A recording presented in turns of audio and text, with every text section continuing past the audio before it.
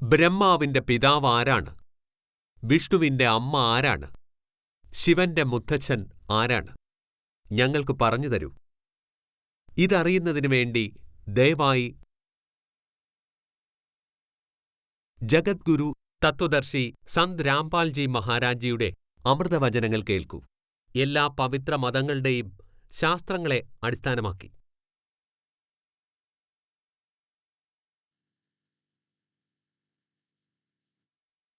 അപ്പോൾ പുണ്യാത്മാക്കളെ, നിങ്ങൾ പ്രപഞ്ച സൃഷ്ടിയെക്കുറിച്ച് കേൾക്കുകയാണ്. പ്രപഞ്ചത്തിൻ്റെ സൃഷ്ടിയെക്കുറിച്ച് അറിയാത്തിടത്തോളം കാലം നിങ്ങൾക്ക് യഥാർത്ഥ ആത്മീയ അറിവുകൾ മനസ്സിലാക്കാൻ കഴിയില്ല. ഒരു പവിത്ര ഗ്രന്ഥവും മനസ്സിലാക്കാനും കഴിയില്ല. പ്രപഞ്ചത്തിൻ്റെ ഈ സൃഷ്ടിരചന ഇത് ഒരു മാസ്റ്റർ കീ ആണെന്ന് മനസ്സിലാക്കുക. എല്ലാ പവിത്ര ഗ്രന്ഥങ്ങളും മനസ്സിലാക്കുന്നതിനും അവയുടെ നിധികൾ കാണുന്നതിനുമുള്ള പ്രധാന താക്കോലാണിത്. ഇതാണ് പ്രധാന താക്കോൽ.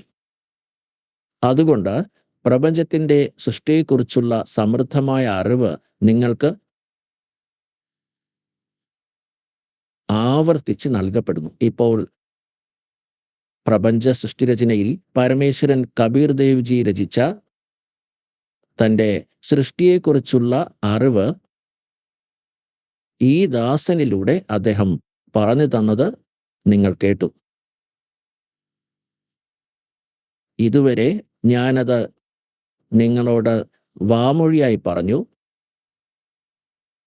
ഇനി നമ്മുടെ പവിത്ര ഗ്രന്ഥങ്ങൾ ആ സൃഷ്ടിയെക്കുറിച്ച് എന്താണ് പറയുന്നത്? പുണ്യാത്മക്കളെ, വിദ്യാർത്ഥികൾ സ്കൂളിൽ പോകുന്ന രീതി, അവർക്ക് ഒരു സിലബസ് ഉണ്ട്, ഒരു പാഠ്യപദ്ധതി. സിലബസ് ഒരു പ്രത്യേകതയുള്ളതാണ്. കുട്ടികളെ പഠിപ്പിക്കുന്ന അധ്യാപകർ സിലബസിൻ്റെ അടിസ്ഥാനത്തിൽ അവരെ പഠിപ്പിക്കുന്ന അധ്യാപകർ, ആ അധ്യാപകർ ശരിയാണ്. സിലബസിന് പുറത്ത് അറിവ് നൽകുന്ന അധ്യാപകർ, ആ അധ്യാപകർ ശരിയല്ല. ആ അധ്യാപകർ കുട്ടികളുടെ അഭ്യുദയകാംക്ഷികളും അവരുടെ ജീവിതം നശിപ്പിക്കുന്നവരുമാണ്. അതുകൊണ്ട് പവിത്ര ഗ്രന്ഥങ്ങൾക്ക് വിരുദ്ധമായ അറിവ് പകർന്നു നൽകുന്ന ശാസ്ത്രവിധിക്ക് വിപരീതമായി ജ്ഞാനം നൽകുന്നവരാണ് സന്യാസിമാർ.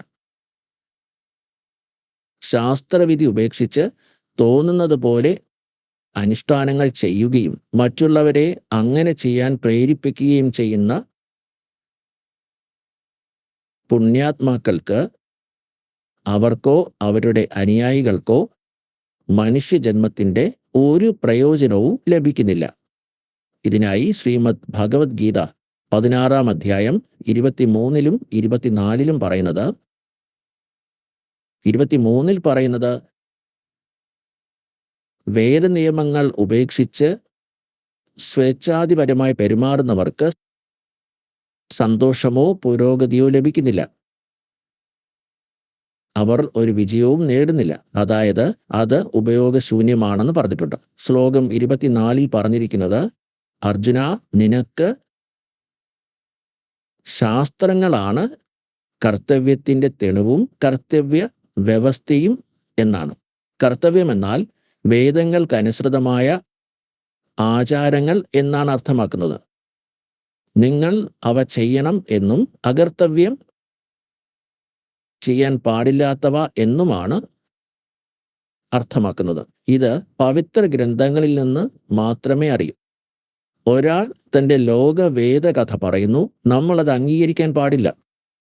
അതുകൊണ്ട് ഇതുവരെ പവിത്ര ഹിന്ദുധർമ്മത്തിൻ്റെ വേദഗ്രന്ഥങ്ങൾക്ക് വിരുദ്ധമായി അറിവ് നൽകുന്ന ആചാര്യന്മാർ, ഗുരുക്കന്മാർ, ഋഷിമാർ, മഹർഷിമാർ എന്നിവർ ബ്രഹ്മാവും വിഷ്ണുവും ശിവനും അമർത്യരാണെന്നും പറഞ്ഞുകൊണ്ടിരുന്നു. അപ്പോൾ ആ അധ്യാപകൻ നല്ലവനല്ല. ശാസ്ത്രരീതികൾ ഉപേക്ഷിച്ച് അദ്ദേഹം ലോകവേദങ്ങൾ പറഞ്ഞുകൊണ്ടിരിക്കുകയാണ്. ലോകവേദം എന്താണ്? എവിടെയും തെളിയിക്കപ്പെട്ടിട്ടില്ലാത്ത കേട്ടുകേൾവി ആധാരമാക്കിയ അറിവ്. ശ്രീ ബ്രഹ്മാവ്, ശ്രീ വിഷ്ണു, ശ്രീ ശിവൻ എന്നിവരെക്കുറിച്ച് ശ്രീമദ് ദേവി ഭാഗവതം എന്ത് വിവരമാണ് നൽകുന്നതെന്ന് ഇപ്പോൾ നിങ്ങൾ കാണാൻ പോകുന്നത്. ഗീതാ പ്രസ് ഗോരഖ്പൂരിലെ ശ്രീമദ് ദേവി ഭാഗവതം കേവലം ഹിന്ദിയിൽ മാത്രം പ്രസിദ്ധീകരിച്ചിരിക്കുന്നത് നിങ്ങൾ കാണും. ആരാണ് അതിൻ്റെ എഡിറ്റർ? ഹനുമാൻ പ്രസാദ് പോദ്ധാർ, ചിമ്മൻലാൽ ഗോസ്വാമി, കൊൽക്കത്തയിലെ ഗോരഖ്പൂരിലെ ഗീതാ പ്രസിന്റെ പ്രസാധകനും പ്രിന്ററുമാണ്. 3-ാമത്തെ സ്കന്ധത്തിൽ 123-ാം പേജിൽ 3-ാമത്തെ സ്കന്ധം ഭഗവാൻ വിഷ്ണു തന്റെ അമ്മയായ ദുർഗയെ സ്തുതിക്കുന്നു. എന്താണ് പറയുന്നത്? നീ ശുദ്ധ സ്വരൂപിണിയാണ്. ഈ പ്രപഞ്ചം മുഴുവൻ നിന്നിൽ നിന്നാണ് ഉത്ഭവിക്കുന്നത്. ഞാനും ബ്രഹ്മാവും ശങ്കരനും വിഷ്ണുവും പറയുന്നു, നിങ്ങളുടെ കൃപ കൊണ്ടാണ് നാം എല്ലാവരും ജീവിച്ചിരിക്കുന്നത്. നമ്മുടെ ആവിർഭാവം എന്നാൽ ജനനം, നമ്മുടെ തിരോഭാവം എന്നാൽ മരണവുമാണ്. കേവലം നീ മാത്രം നിത്യയാണ്. നീ ലോകത്തിൻ്റെ മാതാവാണ്. നീ പ്രകൃതിയുടെ ദേവതയാണ്, നിത്യയാണ്. പ്രകൃതി എന്ന വാക്ക് ഓർക്കുക. ദുർഗയെ പ്രകൃതി എന്നും വിളിക്കുന്നു. ഗീതയിലെ 14-ാം അധ്യായത്തിലെ 3, 4, 5 ശ്ലോകങ്ങളിൽ ഇത് നിങ്ങൾക്ക് ഉപയോഗപ്രദമാകും. കാരണം ഇത് ഗീതയിലെ കോഡ് വേർഡാണ്. പ്രകൃതിയെ ശ്രീ ദുർഗ എന്ന് വിളിക്കുന്നു. ഇതിൽ നിന്ന് ബ്രഹ്മാവും വിഷ്ണുവും മഹേശ്വരനും ജനിക്കുകയും മരിക്കുകയും ചെയ്യുന്നുണ്ടെന്ന് വ്യക്തമായി. ഭഗവാൻ ശങ്കരൻ പറഞ്ഞു, ദേവി മഹാനായ വിഷ്ണു നിന്നിൽ നിന്നാണ് സൃഷ്ടിക്കപ്പെട്ടതെങ്കിൽ അദ്ദേഹത്തിന് ശേഷം സൃഷ്ടിക്കപ്പെട്ട ബ്രഹ്മാവും നിന്റെ സന്താനമാണ്. അപ്പോൾ അമോഗുണ സ്വഭാവമുള്ള ശങ്കരൻ, ഞാൻ നിങ്ങളുടെ സന്താനമല്ലേ? അതായത് എന്നെ സൃഷ്ടിച്ചതും നിങ്ങളാണ്. ശിവേ, ലോകം മുഴുവൻ സൃഷ്ടിക്കുന്നതിൽ നീ വളരെ സമർത്ഥയാണ്. ഈ ലോകത്തിൻ്റെ സൃഷ്ടിയും നിലനിൽപ്പിലും നാശത്തിലും നിങ്ങളുടെ ഗുണങ്ങൾ എപ്പോഴുമുണ്ട്. രജഗുണ ബ്രഹ്മാവ്, സദ്ഗുണ വിഷ്ണു, തമോ ഗുണ ശിവൻ എന്നീ 3 ഗുണങ്ങളിൽ നിന്നാണ് ഞങ്ങൾ ജനിച്ചത്. ആ 3 ഗുണങ്ങളിൽ നിന്ന് ജനിച്ച നമ്മൾ ബ്രഹ്മാവ്, വിഷ്ണു, ശിവൻ എന്നിവർ നിയമാനുസൃത കാര്യങ്ങളിൽ തൽപരരായി തുടരുന്നു. ആഹാ പുണ്യാത്മാക്കളെ, ഈ പുണ്യ ദേവി പുരാണത്തിൽ ഈ കുറച്ചു വരികളിൽ വ്യക്തമാക്കിയിട്ടുണ്ട്, ശ്രീ ബ്രഹ്മാവും വിഷ്ണുവും മഹേശ്വരനും നാശത്തിന് വിധേയമാണെന്നും അവർ ജനിക്കുകയും മരിക്കുകയും ചെയ്യുന്നുവെന്നും ദുർഗ അവരുടെ അമ്മയാണെന്നും രജോ ഗുണമാണ് ബ്രഹ്മാവും, സദ്ഗുൺ വിഷ്ണു, തമോഗുൺ ശിവനാണ്. 4-മതായി ഈ ആശയം വ്യക്തമായി, അതായത് കൺസെപ്റ്റ് ക്ലിയർ ആണ്.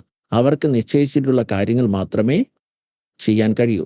ആരുടെയെങ്കിലും വിധിക്ക് എന്തെഴുതിയിട്ടുണ്ടോ അവർക്കത് മാറ്റാൻ കഴിയില്ല. ഉള്ളത് അവർക്ക് നൽകാൻ കഴിയും. അവരുടെ കർമ്മം എന്തായാലും അവർക്കതിൻ്റെ ഫലം നൽകുന്നു.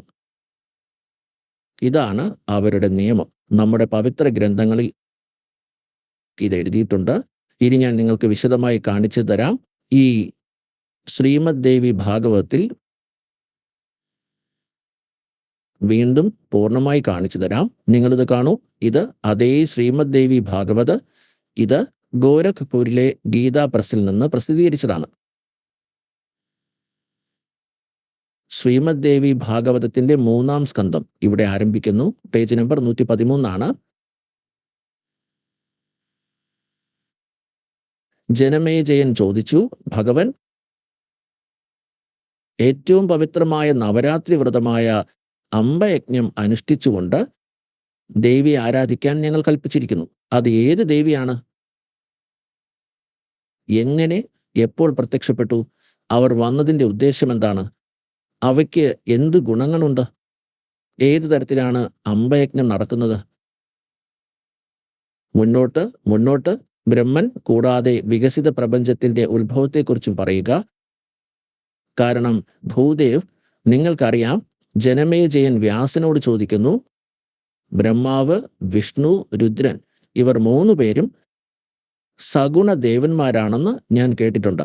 സൃഷ്ടി, സംരക്ഷണം, സംഹാരം എന്നീ പ്രവൃത്തികളുടെ ഉത്തരവാദിത്വം യഥാക്രമം അവരിൽ നിക്ഷിപ്തമാണ്. പരാശർ നന്ദൻ വ്യാസ്ജി, ഇനി എനിക്ക് ഇതിനെക്കുറിച്ച് വിശദമായി കേൾക്കണം. താങ്കൾ ദയവായി എന്നോട് പറയാനുള്ള കൃപ കാണിച്ചാലും. വ്യാസൻ പറഞ്ഞു, ഹേ രാജാവേ, നിങ്ങളുടെ ബുദ്ധിശക്തി വളരെ വിശാലമാണ്. ബ്രഹ്മാദിയുടെ ഉത്ഭവം, അതായത് ബ്രഹ്മാവ്, വിഷ്ണു, മഹേശ്വരൻ എന്നിവ എങ്ങനെ സംഭവിച്ചു എന്നാണ് നിങ്ങളിപ്പോൾ ചോദിച്ചത്. ഇത് വളരെ ബുദ്ധിമുട്ടുള്ള ഒരു വിഷയമാണ്. അതിൽ നിരവധി ചോദ്യങ്ങൾ ഉയർന്നു വരുന്നു. ഈ ചോദ്യം ഞാൻ മുമ്പ് ശ്രീ നാരദനോട് ചോദിച്ചിരുന്നു. ഈ അറിവിനെക്കുറിച്ച് ഞാൻ നാരദനോട് ചോദിച്ചിരുന്നു എന്നാണ് വ്യാസ്ജി പറയുന്നത്. ഞാൻ പറഞ്ഞു, മുനി, നീ ബുദ്ധിമാനാണ്. ഈ വിശാലമായ പ്രപഞ്ചത്തിന്റെ സൃഷ്ടാവാണെന്ന് ദയവായി എന്നോട് പറയൂ. മുനിവർ, ഈ പ്രപഞ്ചം എവിടെ നിന്നാണ് ഉത്ഭവിച്ചത്? ദ്വിജവർ, ഈ പ്രപഞ്ചം നശിക്കാൻ സാധ്യതയുള്ള പ്രപഞ്ചം എവിടെ നിന്നാണ് ഉത്ഭവിച്ചത്? ദ്വിജവർ, ഈ പ്രപഞ്ചം നശിക്കാൻ സാധ്യതയുള്ളതാണോ അതോ എന്നേക്ക് നിലനിൽക്കുന്നതാണോ എന്നുകൂടി പറയൂ. അതിനെക്കുറിച്ച് 114 പേജിലെ 3-ാമത്തെ അധ്യായത്തിലാണ്. ഇത് ഒരു വ്യക്തി സൃഷ്ടിച്ചതാണ്, അല്ലെങ്കിൽ അതിന് നിരവധി സൃഷ്ടാക്കൾ ഉണ്ടായിരുന്നോ? ഒരു കർത്താവില്ലാതെ ഒന്നും സംഭവിക്കുക അസാധ്യമാണ്. ഈ ചോദ്യം എൻ്റെ മനസ്സിൽ എപ്പോഴും ഉയർന്നു വരുന്നു. ചില ആളുകൾ ഭഗവാൻ ശങ്കരനെ ആത്യന്തിക കാരണമായി കണക്കാക്കുകയും അദ്ദേഹത്തെ പ്രപഞ്ചത്തിൻ്റെ സൃഷ്ടാവ് എന്ന് വിളിക്കുകയും ചെയ്യുന്നു. പരമപുരുഷനായ ശങ്കരൻ ഒരു അമരനാണെന്ന് അവർ പറയുന്നു. അദ്ദേഹം ഒരിക്കലും ജനിക്കുന്നില്ല, മരിക്കുന്നില്ല. അദ്ദേഹം ആത്മാവിൽ വസിക്കുന്നവനാണ്. ദേവന്മാരുടെ മേലും അവൻ്റെ ഭരണം തുടരുന്നു. പലരും ഭഗവാൻ വിഷ്ണുവിനെ പ്രശംസിക്കുന്നു. അദ്ദേഹം ശക്തിശാലിയും അവ്യക്തവും അഖിലമായ എല്ലാ ഐശ്വര്യവും കൊണ്ട് നിറഞ്ഞതും പരമാത്മാവുമാണ്. മറ്റു ചിലർ ബ്രഹ്മാവിനെ സൃഷ്ടിയുടെ പ്രധാന കാരണമായി കണക്കാക്കുന്നു. എല്ലാ ആഗ്രഹങ്ങളും നിറവേറ്റുന്ന ഒരാളാണ്. പല ആചാര്യന്മാർ ഭവാനിയെ സമ്പൂർണ്ണ ആഗ്രഹങ്ങളും പൂർത്തിയാകുന്നവൾ എന്നും പറയുന്നു. മായയുടെയും പരമപുരുഷന്റെയും മഹാശക്തിയോട് ചേർന്ന് നിന്ന് പ്രവർത്തനങ്ങൾ നിർവഹിക്കുന്ന പ്രകൃതിയാണിത്. അവർക്ക് ബ്രഹ്മാവുമായി അഭേദ്യമായ ബന്ധമുണ്ട്. ബ്രഹ്മ കാലനായ ക്ഷരപുരുഷനാണ്. അത് അഭേദ്യമായ ബന്ധമാണ്, അതായത് ഭാര്യാഭർത്താക്കന്മാരുടെ ബന്ധം. സൃഷ്ടി, പരിപാലനം, സംഹാരം എന്നീ പ്രവർത്തനങ്ങളിൽ അവർ പങ്കാളികളാണ്. അവൾ എല്ലാ ജീവജാലങ്ങളുടെയും ദേവന്മാരുടെയും അമ്മയാണ്. അവയ്ക്ക് ഒരിക്കലും ജനനമോ മരണമോ ഇല്ല. വൈഷ്ണവി, ശാംഭവി, ബ്രാഹ്മണി, വാരുണി, വാരഹി, നരസിംഹി കൂടാതെ അത്ഭുത മഹാലക്ഷ്മി എന്നീ പേരുകളിൽ അവൾ പ്രശസ്തയാണ്. 115-ാം പേജിൽ ആനന്ദമില്ലാത്ത, രൂപമില്ലാത്ത, ആഗ്രഹമില്ലാത്ത, ഗുണങ്ങളില്ലാത്ത, രൂപമില്ലാത്ത സർവവ്യാപിയായ ബ്രഹ്മിൽ നിന്നാണ് ലോകം സൃഷ്ടിക്കപ്പെട്ടതെന്ന് പല മഹാഋഷിമാരും പറയുന്നു. ചിലർ പറയുന്നു, വേദങ്ങളിലും ഉപനിഷത്തുകളിലും അദ്ദേഹത്തെ ബ്രഹ്മ തേജസ് നിറഞ്ഞവൻ എന്നും മുഖ്യപുരുഷനെന്നും പറയുന്നു. ആയിരക്കണക്കിന് തലകൾ, കണ്ണുകൾ, ചെവികൾ, കൈകൾ, വായ്, പാദങ്ങൾ എന്നിവയാൽ സമ്പന്നനായ പരമാത്മാവ് എന്നും വിശേഷിപ്പിച്ചിട്ടുണ്ട്. കൂടുതൽ നോക്കാം. ഇപ്പോൾ വ്യാസൻ നാരദനോട് ചോദിക്കുകയായിരുന്നു, ആരോ എന്തോ പറയുന്നുണ്ട്. ചിലർ ശങ്കരനെ സൃഷ്ടാവായി കണക്കാക്കുന്നു, ചിലർ വിഷ്ണുവിനെ സൃഷ്ടാവായി കണക്കാക്കുന്നു. അപ്പോൾ നാരദൻ പറയുന്നു, വ്യാസ്ജി, ഇത് പുരാതന കാലത്തെ ഒരു കാര്യമാണ്. എൻ്റെ ഹൃദയത്തിലും ഈ സംശയം ഉദിച്ചിരുന്നു.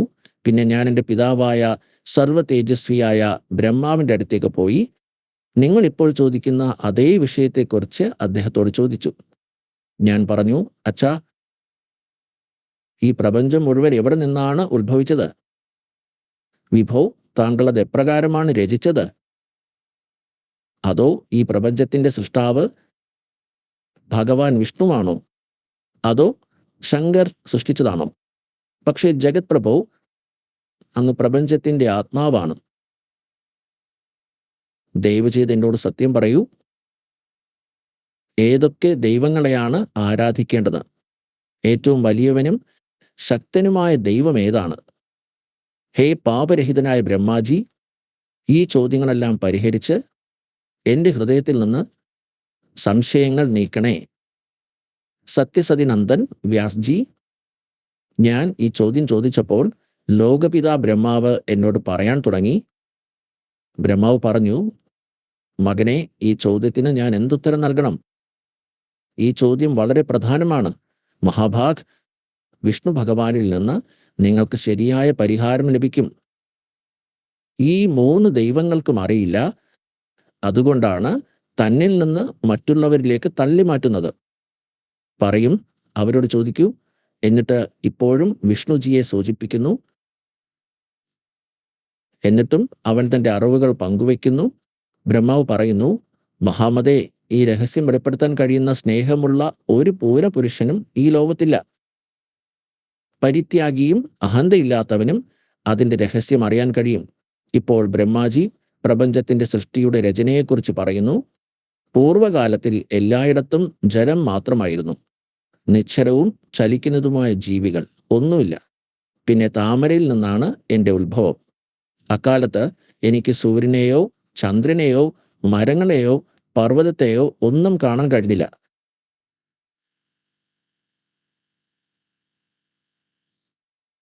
പേജ് 116 3-ാം സ്കന്ധത്തിൻ്റെ ദേവി ഭാഗവതത്തിൻ്റെ ഭാഗം.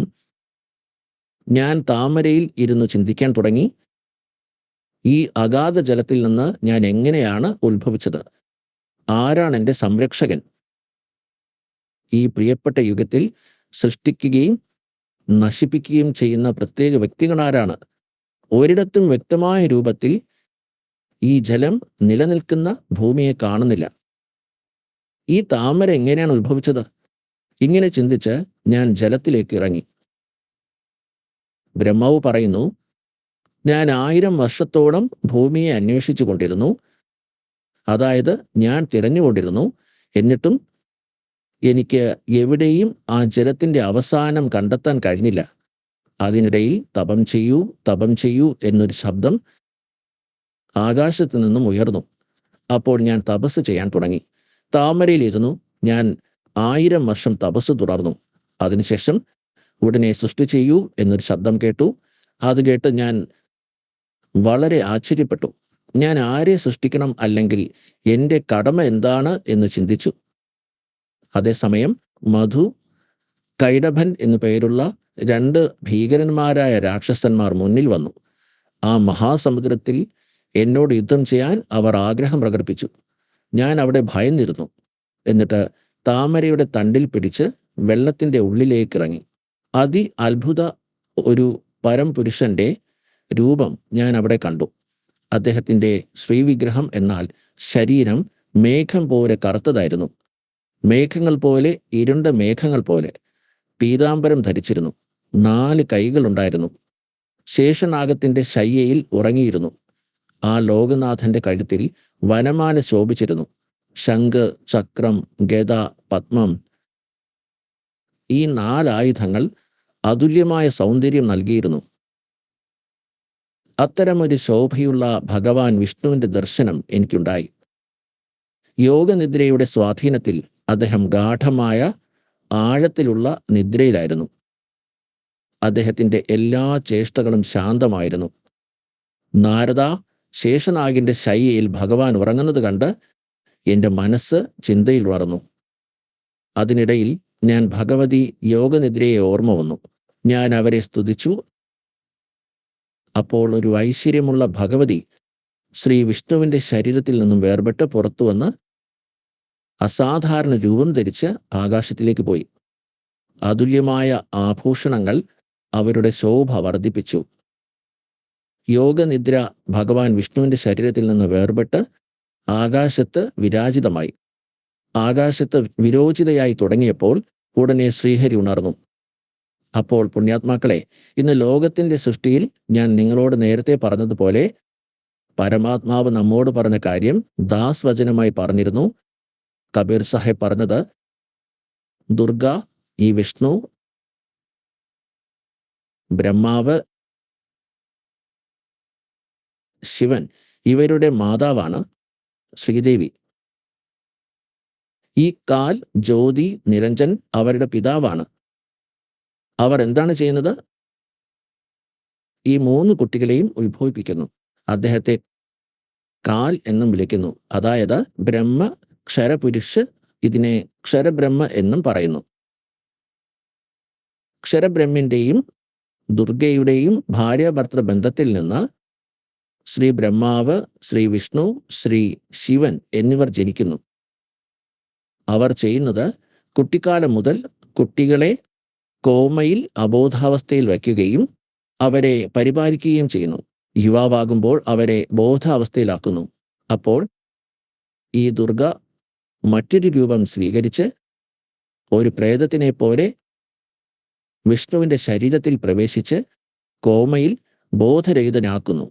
ഈ രീതിയിൽ ബ്രഹ്മാവിനെ താമരപ്പൂവിൽ കിടത്തുന്നു. അതുവരെ അദ്ദേഹം അബോധാവസ്ഥയിലായിരുന്നു. അദ്ദേഹം തന്നെ പറയുന്നു, താമരപ്പൂവിൽ ഞാൻ എവിടെ നിന്നാണ് ഉണ്ടായതെന്ന് എനിക്കറിയില്ല. ആരാണ് എൻ്റെ പിതാവ്? ഇപ്പോൾ താഴെ വന്നപ്പോൾ ശ്രീ വിഷ്ണു അബോധാവസ്ഥയിൽ കിടക്കുന്നത് ഞാൻ കണ്ടു. ഇദ്ദേഹത്തിൽ നിന്ന് ദുർഗ പുറത്തു വന്നപ്പോൾ അയാൾക്ക് ബോധം വന്നു. അപ്പോൾ ഇപ്രകാരം ഈ കാലപുരുഷൻ തൻ്റെ ആസൂത്രിതമായ ഗൂഢാലോചനയുടെ ഭാഗമായി അവരെയെല്ലാം തെറ്റിദ്ധരിപ്പിച്ചിരിക്കുന്നു. ആരോടും ശരിയായ അറിവ് പറഞ്ഞിട്ടില്ല. ഇനി ഇവിടെ നിങ്ങൾക്ക് കൂടുതൽ കാണാൻ കഴിയും. അടുത്തതായി എന്ത് സംഭവിക്കും? മൂന്നാം സ്ഥാനത്ത് ഭഗവാൻ ശിവനെയും അബോധാവസ്ഥയിലാക്കി. പിന്നീട് അദ്ദേഹത്തിന് ബോധം ലഭിച്ചു. പിന്നെ 3 പേരെയും ഒരുമിപ്പിച്ച് പ്രേരിപ്പിച്ച ശേഷം 3 പേരും ഒന്നിച്ചു. ഇനി ശ്രീമദ് സംക്ഷിപ്ത ദേവി ഭാഗവതം 3-ാമത്തെ സ്കന്ധവും കാണുക. നമ്മളിവിടെ വായിക്കുകയായിരുന്നു. അനന്തരം കല്യാൺമയി ഭഗവതി വിഷ്ണുവിൻ്റെ ശരീരത്തിൽ നിന്നും വേർപെട്ട് അസാധാരണമായ രൂപം സ്വീകരിച്ച് ആകാശത്തിൽ പോയിരുന്നു. ദിവ്യാഭരണങ്ങൾ അവളുടെ പ്രതിച്ഛായയെ മെച്ചപ്പെടുത്തിക്കൊണ്ടിരുന്നു. യോഗനിദ്ര ഭഗവാൻ വിഷ്ണുവിൻ്റെ ശരീരത്തിൽ നിന്ന് വേർപെട്ട് ആകാശത്തുയർന്നപ്പോൾ ശ്രീഹരി ഉടനെ എഴുന്നേറ്റിരുന്നു. 5000 വർഷക്കാലം അദ്ദേഹം മധു കൈടഭന്റെ കൂടെ ഘോരമായ യുദ്ധങ്ങൾ നടത്തി. പിന്നെ ആ അസുരന്മാർ മരിച്ചു. ആദ്യം ദേവിയുടെ കടാക്ഷത്താൽ മധുവും കൈടഭനും ആകഷ്ടരായി തീർന്നു. അതിനുശേഷം ഭഗവാൻ വിഷ്ണു അവരെ മടിയിലിരുത്തി ജീവനില്ലാതാക്കി. അപ്പോൾ അവിടെ 2 പേരുണ്ടായിരുന്നു, ഞാനും ഭഗവാൻ വിഷ്ണുവും. അവിടെ രുദ്രനും പ്രത്യക്ഷപ്പെട്ടു. ഞങ്ങൾ 3 പേർക്കും ഭഗവതി ആദിശക്തിയുടെ ദർശനമുണ്ടായി. ദുർഗയെ കണ്ടപ്പോൾ മനസ്സ് സന്തോഷിച്ചു. ഞങ്ങൾ അവരെ വളരെയധികം സ്തുതിച്ചു. പിന്നെ ഈ പരമോന്നത ശക്തി ഞങ്ങളോട് പറയാൻ തുടങ്ങി. ദേവി പറഞ്ഞു, ബ്രഹ്മാവ്, വിഷ്ണു, മഹേശ്വര, നിങ്ങൾ സാവധാനത്തിൽ നിങ്ങളുടെ അതത് കാര്യങ്ങളിൽ ഏർപ്പെടുക. സൃഷ്ടി, സ്ഥിതി, സംഹാരം ഇവ നിങ്ങളുടെ കർമ്മമാണ്. ബ്രഹ്മാവ് പറയുന്നു, ഭഗവതി ആദിശക്തിയുടെ നമ്മൾ 117-ാം പേജിൽ പഠിക്കുകയാണ്. 3-ാമത്തെ സ്കന്ധം. ആ ശബ്ദം വളരെ മധുരമുള്ളതായിരുന്നു, സുന്ദരവും സുഖവുമുള്ളതായിരുന്നു. ഞങ്ങളത് സ്പഷ്ടമായി കേട്ടു. ഞങ്ങൾ അവരോട് പറഞ്ഞു, അമ്മേ, ഞങ്ങൾ എങ്ങനെയാണ് ഈ പ്രജകളുടെ സൃഷ്ടിയുടെ പ്രവൃത്തിയിൽ സഫലമാകുക? വിശാലമായ ഭൂമിയുടെ അഭാവമുണ്ട്. എല്ലാ സ്ഥലങ്ങളും വെള്ളത്തിനടിയിലാണ്.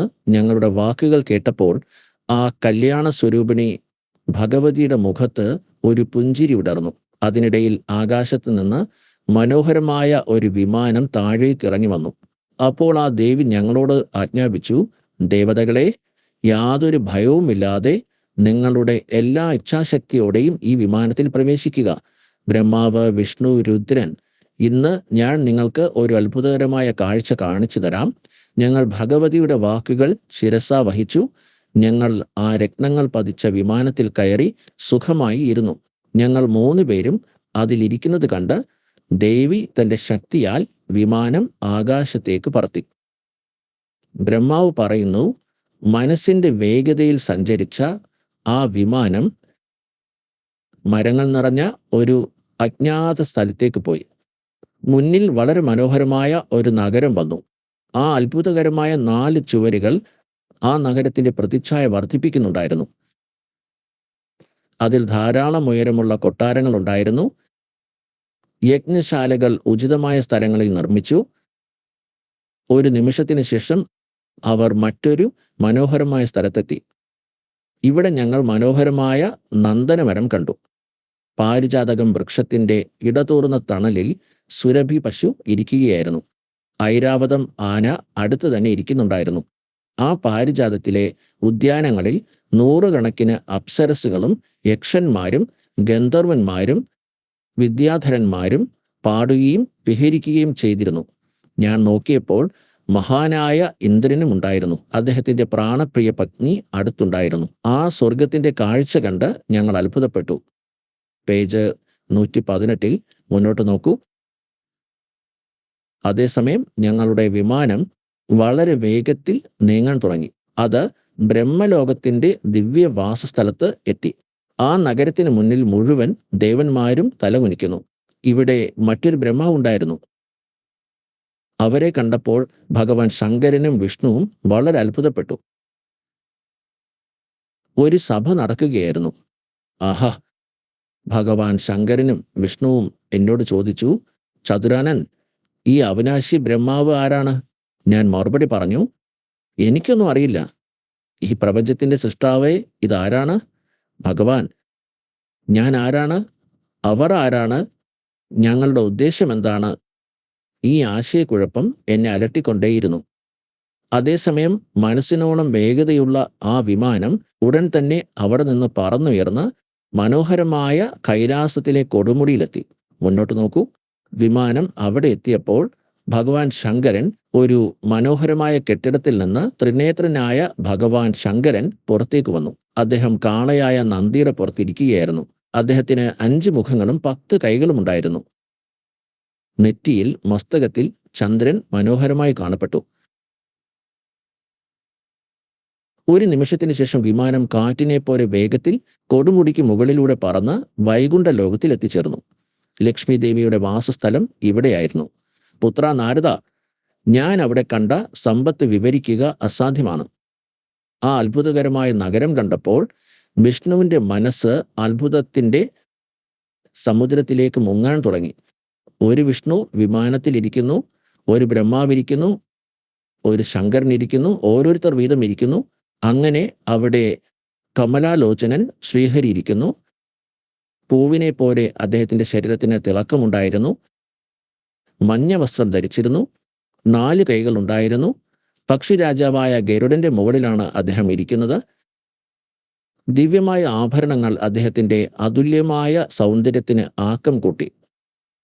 പ്രാണപ്രിയ ശ്രീലക്ഷ്മി വെഞ്ചാമരം കൊണ്ട് വീശിക്കൊണ്ടിരുന്നു. ആ നിത്യ ശ്രീഹരിയുടെ ദർശനം ലഭിച്ചപ്പോൾ ഞങ്ങൾ എല്ലാവരും അത്ഭുതപ്പെട്ടു. ഞങ്ങൾ വിമാനത്തിലെ സുഖപ്രദമായ ഒരു ഇരിപ്പിടത്തിലിരുന്നു. പരസ്പരം നോക്കി. അതേസമയം കാറ്റിനോട് സംസാരിച്ചുകൊണ്ട് വിമാനം ഉടൻ തന്നെ പറന്നുയർന്നു. മുന്നിൽ അമൃത് പോലെ മധുരമുള്ള ഒരു ജലക്കടലുണ്ടായിരുന്നു. അതിലെ വെള്ളം വളരെ മധുരമുള്ളതായിരുന്നു. പുണ്യാത്മാക്കളെ, പരമപുരുഷനായ കബീർ ദേവ്ജി സ്വയം രചിച്ച പ്രപഞ്ചത്തിന്റെ സൃഷ്ടിയെക്കുറിച്ച് അദ്ദേഹം നൽകിയ അറിവ് വളരെ വിശദമായി വിശദീകരിച്ചിട്ടുണ്ട്. ഇപ്പോൾ ശ്രീ ബ്രഹ്മാവ്, ശ്രീ വിഷ്ണു, ശ്രീ ശിവജി എന്നിവർ വിമാനത്തിലിരിക്കുന്നു. ദുർഗാദേവി അവരെ വിമാനത്തിൽ ആകാശത്തിൽ പറത്തി. അദ്ദേഹം എവിടെ എത്തിയാലും ബ്രഹ്മാവ് അവിടെ ഉണ്ടായിരുന്നു. ഒരു ബ്രഹ്മാവ് വിമാനത്തിലിരിക്കുന്നു, മറ്റൊരാൾ ആ ബ്രഹ്മലോകത്തിന് മുന്നിലും ഇരിക്കുന്നു. അവിടെ കണ്ടപ്പോൾ വിഷ്ണുവും ശിവനും ചോദിക്കുന്നു, ഈ രണ്ടാമത്തെ ബ്രഹ്മാവ് ആരാണ്? വിമാനത്തിലിരിക്കുന്ന ബ്രഹ്മാവ് പറയുന്നത്, ഇത് ആരാണെന്ന് എനിക്കറിയില്ല. നമ്മൾ ആരാണ്? നിങ്ങൾ എവിടെ നിന്നാണ് ഉത്ഭവിച്ചത്? നമ്മുടെ ലക്ഷ്യം എന്താണ്? അപ്പോൾ ഇത് ആരായിരുന്നു? പ്രപഞ്ച സൃഷ്ടിയുടെ ആരംഭത്തിൽ ദൈവം പറഞ്ഞതുപോലെ പ്രപഞ്ചത്തിന്റെ ഏറ്റവും ഉയർന്ന സ്ഥാനത്ത് ശൂന്യതയുടെ കൊടുമുടിയിൽ, അതായത് ഏറ്റവും മുകളിൽ 3 സ്ഥലങ്ങൾ സൃഷ്ടിച്ചിരിക്കുന്നു. പ്രപഞ്ചത്തിന്റെ ഒരു ചിത്രം അദ്ദേഹം ഞങ്ങൾക്ക് കാണിച്ചു തരട്ടെ. ഇത് മനസ്സിലാക്കാനും കാണാനും എളുപ്പമാകും. പ്രപഞ്ചത്തിന്റെ ഒരു ചെറിയ ചിത്രം ഇത് നോക്കൂ. ഇതിന് മുട്ട പോലുള്ള ആകൃതിയുണ്ട്. മുട്ട പോലുള്ള ആകൃതിയാണ്. ദീർഘവൃത്താകൃതിയിലാണ്. ആകൃതി ദീർഘവൃത്താകൃതിയിലാണ്. ഇപ്പോൾ നിങ്ങൾക്ക് മനസ്സിലാകും. താഴെ നിന്ന് തുടങ്ങാം. ഏറ്റവും താഴെ പാതാള ലോകം, തലാതൽ, രസാതൽ, സുതൽ, അതൽ, മഹതൽ, തലാതൽ, വിതൽ എന്നിവയുണ്ട്. ഇതാണ് ഭൂമി, ലോകം. ഇത് ശിവന്റെ ലോകം. ഇതിനെ ശിവപുരി എന്ന് വിളിക്കുന്നു. ബ്രഹ്മാവിന്റെ ലോകം ബ്രഹ്മപുരി, വിഷ്ണുജിയുടെ ലോകം വിഷ്ണുപുരി. ഇനി ഈ പ്രദേശം ഒരു പൊതു സ്വർഗവും നരകവുമാണ്. ഇതാണ് ധർമ്മരായുടെ ലോകം. അതായത് ഈ കാലനെ ഇവിടെ ജഡ്ജിയാക്കിയിരിക്കുന്നു. എല്ലാവർക്കും അവരവരുടെ കണക്കുണ്ട്. ഈ സ്ഥലം മുഴുവൻ ബ്രഹ്മന്റെ ലോകമാണ്. ഈ സ്ഥലത്തെ ബ്രഹ്മലോക് എന്ന് വിളിക്കുന്നു. ഇതൊരു സ്വർഗമാണ്. ഇവിടെയും ഒരു ഇന്ദ്രൻ വസിക്കുന്നു. ഈ ഇന്ദ്രൻ വ്യത്യസ്തനാണ്. അതുകൊണ്ടാണ് ഇതിനെ മഹാ ഇന്ദ്രൻ എന്ന് വിളിക്കുന്നത്. ഇതിലെന്താണ് ചെയ്തിരിക്കുന്നത്? ഇതൊരു മഹാസ്വർഗമാണ്. ഇതിൽ മറ്റൊരു വ്യാജലോകവും ഉണ്ടാക്കുകയും കൂടി ചെയ്തു. വ്യാജ സത്ലോകം, വ്യാജ അലഖ് ലോകം, വ്യാജ അകം ലോകം, വ്യാജ അനാമേ ലോകം എന്നിവ സൃഷ്ടിച്ചു. ഇവ 88,000 ഗ്രാമങ്ങളാണ്. ഇവ സപ്തപൂരങ്ങൾ. എല്ലാ ബ്രഹ്മലോകങ്ങൾക്കും ഉപരിയായി ഒരു ബ്രഹ്മ ലോകമുണ്ട്. ഈ ബ്രഹ്മാണ്ഡ ലോകത്തിന് മുകളിൽ അദ്ദേഹം ഇവിടെ 3 രഹസ്യ സ്ഥലങ്ങൾ നിർമ്മിച്ചിട്ടുണ്ട്. ഇത് രജോ ഗുണത്തിന് ആധിപത്യമുള്ള ഒരു പ്രദേശമാണെന്ന് ഞാൻ നിങ്ങളോട് പറഞ്ഞിരുന്നു. ഇവിടെ കാലപുരുഷൻ ബ്രഹ്മാവിന്റെ രൂപത്തിൽ വസിക്കുകയും അദ്ദേഹത്തോടൊപ്പം ഭാര്യയായ ദുർഗയെ സാവിത്രി രൂപത്തിൽ വയ്ക്കുന്നു. ഇവിടെ നിന്നാണ് അദ്ദേഹം അപ്രത്യക്ഷമായി. ഇവരുടെ വിമാനത്തിന് മുമ്പ് ഇയാൾ ഇവിടെ എത്തി. തമോ ഗുണത്തിന് ആധിപത്യമുള്ള ഒരു പ്രദേശമാണിത്. ഇതിൽ അദ്ദേഹം സ്വയം മഹാവിഷ്ണുവിൻ്റെയും മഹാശിവന്റെയും രൂപത്തിൽ വസിക്കുകയും ദുർഗയെ, അതായത് ഉമാരൂപത്തിൽ നിലനിർത്തുകയും ചെയ്യുന്നു. പിന്നെ ഇത് സദ്ഗുണ ആധിപത്യമുള്ള ഒരു പ്രദേശമാണ്. പിന്നീട് അദ്ദേഹം സ്വയം വിഷ്ണുവിൻ്റെ രൂപം സ്വീകരിച്ച് അവിടെ ഇരുന്ന് ദുർഗയെ മഹാലക്ഷ്മിയുടെ രൂപത്തിൽ നിലനിർത്തുന്നു. ഇപ്പോൾ അദ്ദേഹത്തിൻ്റെ വിമാനം ഈ വഴിയിലൂടെ ഇവിടെ എത്തിയപ്പോൾ അദ്ദേഹം ആദ്യം കണ്ടത് ഇവിടെ ഇന്ദ്രന്റെ ലോകമാണ്. ആദ്യം ഞാൻ വലിയ മരങ്ങളെയും മറ്റാളുകളെയും കണ്ടു. പിന്നീട് ഇവിടെ നിന്ന് ഞാൻ ഇങ്ങോട്ട് പ്രവേശിച്ചു.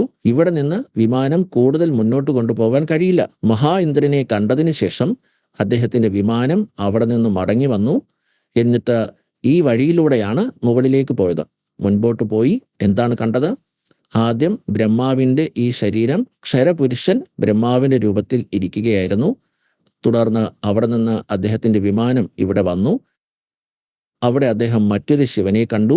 അദ്ദേഹം ക്ഷരപുരുഷനിൽ തന്നെയായിരുന്നു. ഇവിടെ 3 രൂപങ്ങൾ സ്വീകരിച്ചു. പിന്നെ ഈ വിഷ്ണു ലോകത്തിലേക്ക് വന്നു. ഇവിടെ മറ്റൊരു വിഷ്ണുവും ലക്ഷ്മിയും ഇരിക്കുന്നു. ഈ ദുർഗ, ഈ വിഷ്ണുരൂപി കാലന് ക്ഷരപുരുഷന്റെ മേൽ വെഞ്ചാമരം വീശിക്കൊണ്ടിരുന്നു. ഇവിടെ നിന്ന് വിമാനം ഈ മധുര ജലക്കടലിലാണ് എത്തിയത്. ഇവിടെ ദുർഗയുടെ ഒരു പ്രത്യേക സ്ഥലമുണ്ട്. ഇനി നമുക്ക് കൂടുതൽ വായിക്കാം. ശ്രീദേവി പുരാണം വായിച്ച് ഈ ഭാഗം വരെ എത്തിയത്. ഇനി നമ്മൾ ഈ മധുരജലത്തിൻ്റെ സമുദ്രത്തിൽ എത്തിയിരിക്കുന്നു. ഇനി ഇവിടെ വരാം.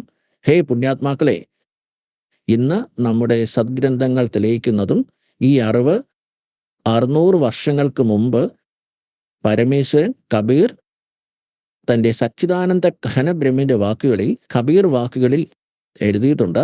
600 വർഷങ്ങൾക്ക് മുമ്പ് ഇന്ന് ഈ സന്ദർഭങ്ങളിൽ അത് സത്യമായി കൊണ്ടിരിക്കുകയാണ്. അതിനാൽ പൂർണ്ണ പരമാത്മാ കബീർജിയാണെന്ന് തെളിയിക്കപ്പെട്ടിട്ടുണ്ട്.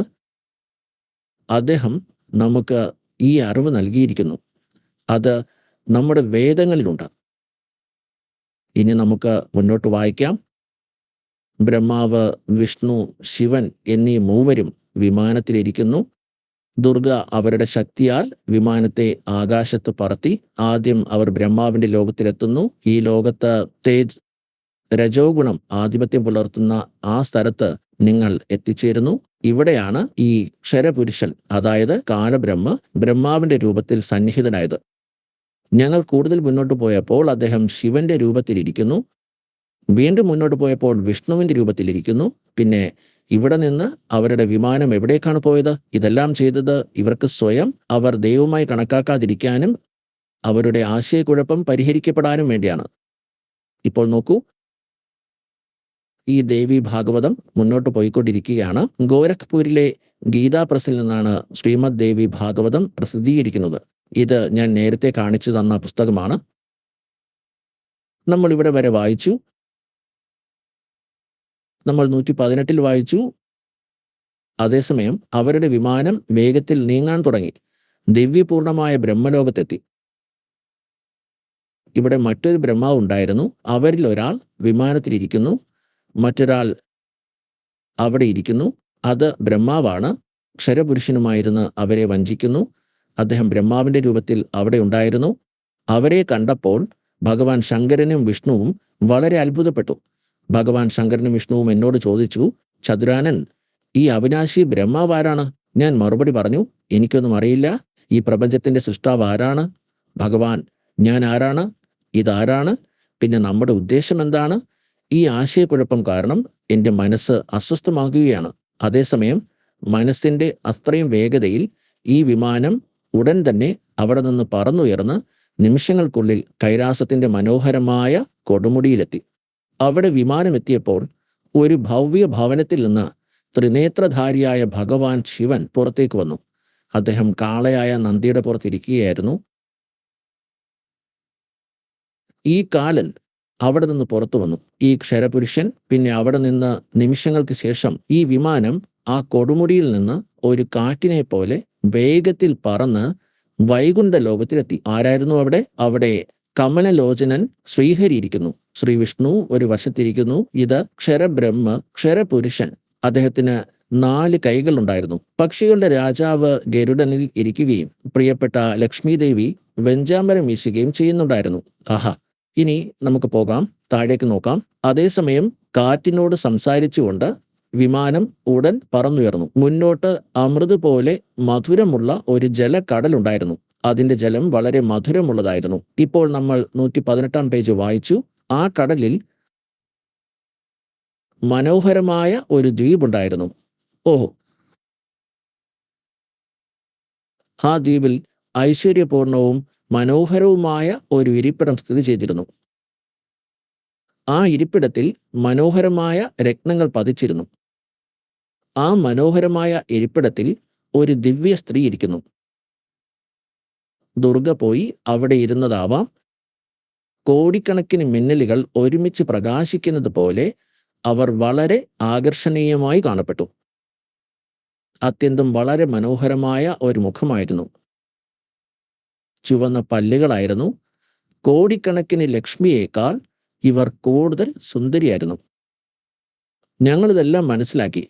ഇതാ, അവരെ കണ്ടപ്പോൾ ഞങ്ങൾ എല്ലാവരും വളരെ അത്ഭുതപ്പെട്ടു. ഞങ്ങൾ കുറച്ചു നേരം അവിടെ തങ്ങി. പരസ്പരം പറയാൻ തുടങ്ങി, ആരാണ് ഈ സുന്ദരി? ഇവരുടെ പേരെന്താണ്? നമ്മൾ ഇവരെക്കുറിച്ച് തീർത്തും അജ്ഞരാണ്. അതിന് ആയിരക്കണക്കിന് കണ്ണുകളും ആയിരക്കണക്കിന് കൈകളും ആയിരക്കണക്കിന് മുഖങ്ങളുമുണ്ട്. ദൂരെ നിന്ന് നോക്കുമ്പോൾ അവ എത്ര മനോഹരമായി കാണപ്പെടുന്നു. അവൾ ഒരു അപ്സരയോ ഗന്ധർവകന്യകയോ ദേവകന്യകയോ അല്ല. നാരദ, അങ്ങനെ ഞങ്ങൾ എല്ലാവരും സംശയത്തോടെ അവിടെ തന്നെ നിന്നു.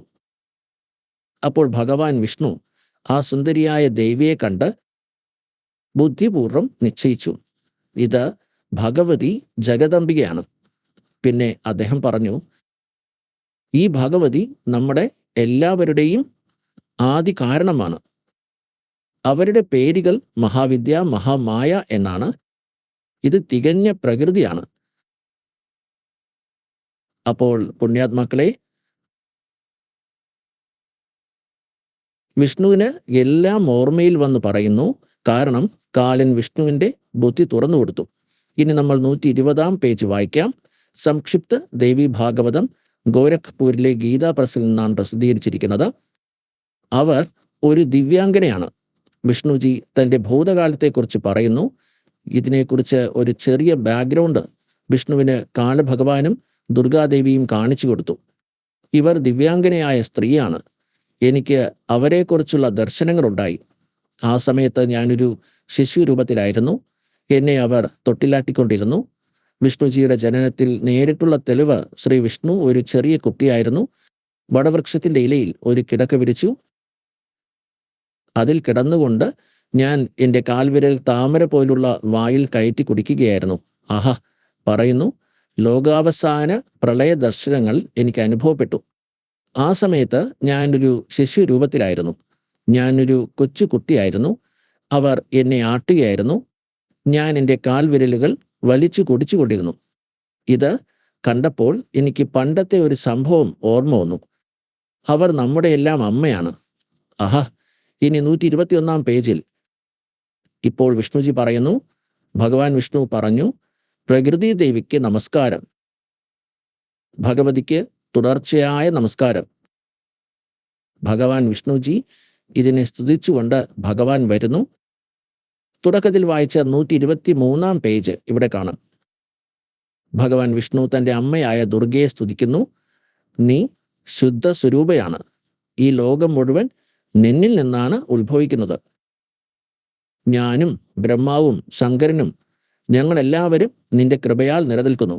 നമ്മുടെ ആവിർഭാവം എന്നാൽ ജനനം, തിരോധാനം എന്നാൽ മരണം സംഭവിക്കുന്നു. നീ നിത്യനാണ്. നീ ലോകത്തിൻ്റെ മാതാവാണ്. നീ പ്രകൃതിയും നിത്യദേവതയുമാണ്. ഓഹോ, ഭഗവാൻ ശങ്കരൻ പറഞ്ഞു, ദേവി, മഹാനായ വിഷ്ണു നിന്നിൽ നിന്നാണ് ഉത്ഭവിച്ചതെങ്കിൽ അദ്ദേഹത്തിന് ശേഷം സൃഷ്ടിക്കപ്പെട്ട ബ്രഹ്മാവും നിന്റെ കുട്ടിയാണ്. അപ്പോൾ തമോഗുണ ലീലകൾ ചെയ്യുന്ന ശങ്കരൻ എന്താ നിങ്ങളുടെ കുട്ടിയല്ലേ? അതായത് എൻ്റെയും ഉൽപ്പത്തി നിങ്ങളിൽ നിന്നാണ്. ശിവയെ, ലോകം മുഴുവൻ സൃഷ്ടിക്കുന്നതിൽ നീ വളരെ സമർത്ഥയാണ്. ഈ ലോകത്തിൻ്റെ സൃഷ്ടിയിലും സ്ഥിതിയിലും സംഹാരത്തിലും നിങ്ങളുടെ ഗുണങ്ങൾ എപ്പോഴുമുണ്ട്. ആ 3 ഗുണങ്ങളിൽ നിന്ന് ജനിച്ച ബ്രഹ്മാവ്, വിഷ്ണു, ശങ്കരൻ എന്നിവർ നിയമപരമായ കാര്യങ്ങളിൽ തൽപരരായി തുടരുന്നു. അപ്പോൾ നിങ്ങൾ പുണ്യാത്മാക്കളെ, നിങ്ങളുടെ സദ്ഗ്രന്ഥങ്ങൾ സ്വയം വായിച്ചു കഴിഞ്ഞു. ഇതുവരെ പവിത്ര ഹിന്ദുമതത്തിലെ ഗുരുക്കന്മാർ, ആചാര്യന്മാർ, മണ്ഡലേശ്വരൻ, മഹാമണ്ഡലേശ്വരൻ, ഗീതാ മനീഷി, ഗീതാ വിദഗ്ധൻ, വേദവിദഗ്ധൻ, പുരാണ വിദഗ്ധൻ എന്നിങ്ങനെ വിളിച്ചിരുന്നു. അവർക്ക് അക്ഷരമാല പോലും അറിയില്ലായിരുന്നു. ഇവർ അജ്ഞാനികളാണ്. ഇന്നുവരെ ഞങ്ങൾ കഴിവുള്ളവരായി കണക്കാക്കുന്ന നമ്മുടെ ദൈവങ്ങൾ, അവരെ നമ്മൾ അമർത്യരായി കരുതിയിരുന്നു. അവരുടെ അവസ്ഥ എന്താണെന്ന് അവർക്ക് പറയാൻ കഴിയില്ല. അതേസമയം മഹാന്മാരുടെ അവസ്ഥ ഇതാണെന്ന് അവരുടെ ജീവചരിത്രം പറയുന്നു. അപ്പോൾ പുണ്യാത്മാക്കളെ, പ്രപഞ്ച സൃഷ്ടിയുടെ വിവരണം ആരംഭിച്ചപ്പോൾ ഞാൻ നിങ്ങളോട് പറഞ്ഞതുപോലെ ബ്രഹ്മാവിൻ്റെയും വിഷ്ണുവിൻ്റെയും മഹേശ്വരൻ്റെയും പിതാവായ ഈ കാലഭഗവാൻ ക്ഷരപുരുഷൻ, അയാൾ ദുർഗയുടെ ഭർത്താവാണ്. ശ്രീദേവിയുടെ ഭർത്താവും ബ്രഹ്മാവ്, വിഷ്ണു, മഹേശ്വരൻ എന്നിവരുടെ പിതാവുമാണ്. എൻ്റെ രഹസ്യം ആരോടും പറയരുതെന്ന് അയാൾ ദുർഗയോട് പറഞ്ഞിരുന്നു. ഇത് വളരെ കർശനമായി അവരോട് വിലക്കിയിരുന്നു. ദേവി ആ കാരണങ്ങളാൽ ഈ ക്ഷരപുരുഷനെക്കുറിച്ചുള്ള അറിവ് ബ്രഹ്മാവിനും വിഷ്ണുവിനും മഹേശ്വരനും നൽകിയില്ല. ദുർഗയോട് അയാൾ പറഞ്ഞിരുന്നു, തൻ്റെ രഹസ്യം ആരോടും പറയരുത്. ഇപ്രകാരം ബ്രഹ്മിനെക്കുറിച്ച് ഇവർക്ക് ദുർഗാദേവി ഒരു വിവരവും നൽകിയില്ല. എന്നിട്ടും സത്യം മറച്ചു വെക്കാൻ കഴിഞ്ഞില്ല. ഇനി ഇതിൽ നിങ്ങൾക്ക് തെളിയിക്കുന്നത്, ദേവി ഭാഗവതത്തിൽ ബ്രഹ്മാവ് വേദങ്ങൾ വായിച്ചു. ദുർഗയോട് ചോദിച്ചു, വേദങ്ങളിൽ എഴുതിയിരിക്കുന്നത് ബ്രഹ്മ ഒന്നേയുള്ളൂ, അവന് തുല്യനായി ആരുമില്ല. ബ്രഹ്മെന്നാൽ പരോത്മാവ് എന്നാണ്. ബ്രഹ്മ എന്നാൽ ഭഗവാൻ തന്നെയാണ്. ഒരേ ഒരു പരമാത്മാവ് മാത്രമാണ് പൂജയ്ക്ക് യോഗ്യനായിട്ടുള്ളത്. അപ്പോൾ അത് നിങ്ങളാണോ? ദുർഗയോട് ചോദിച്ചു. ഇനി ദുർഗ എന്ത് മറുപടിയാണ് നൽകുന്നതെന്ന് നോക്കാം. നമ്മൾ വായിക്കുന്നത് ശ്രീമദ് ദേവി ഭാഗവത്, അതായത് ദുർഗ പുരാണം, ഗീതാ പ്രസ്, ഗോരഖ്പൂരിൽ നിന്ന് പ്രസിദ്ധീകരിച്ചതാണ്. പേജ് നമ്പർ 125 നമ്മൾ അതിൻ്റെ 3-ാമത്തെ സ്കന്ധം വായിക്കുന്നു. നമ്മൾ 123 വരെ വായിച്ചു.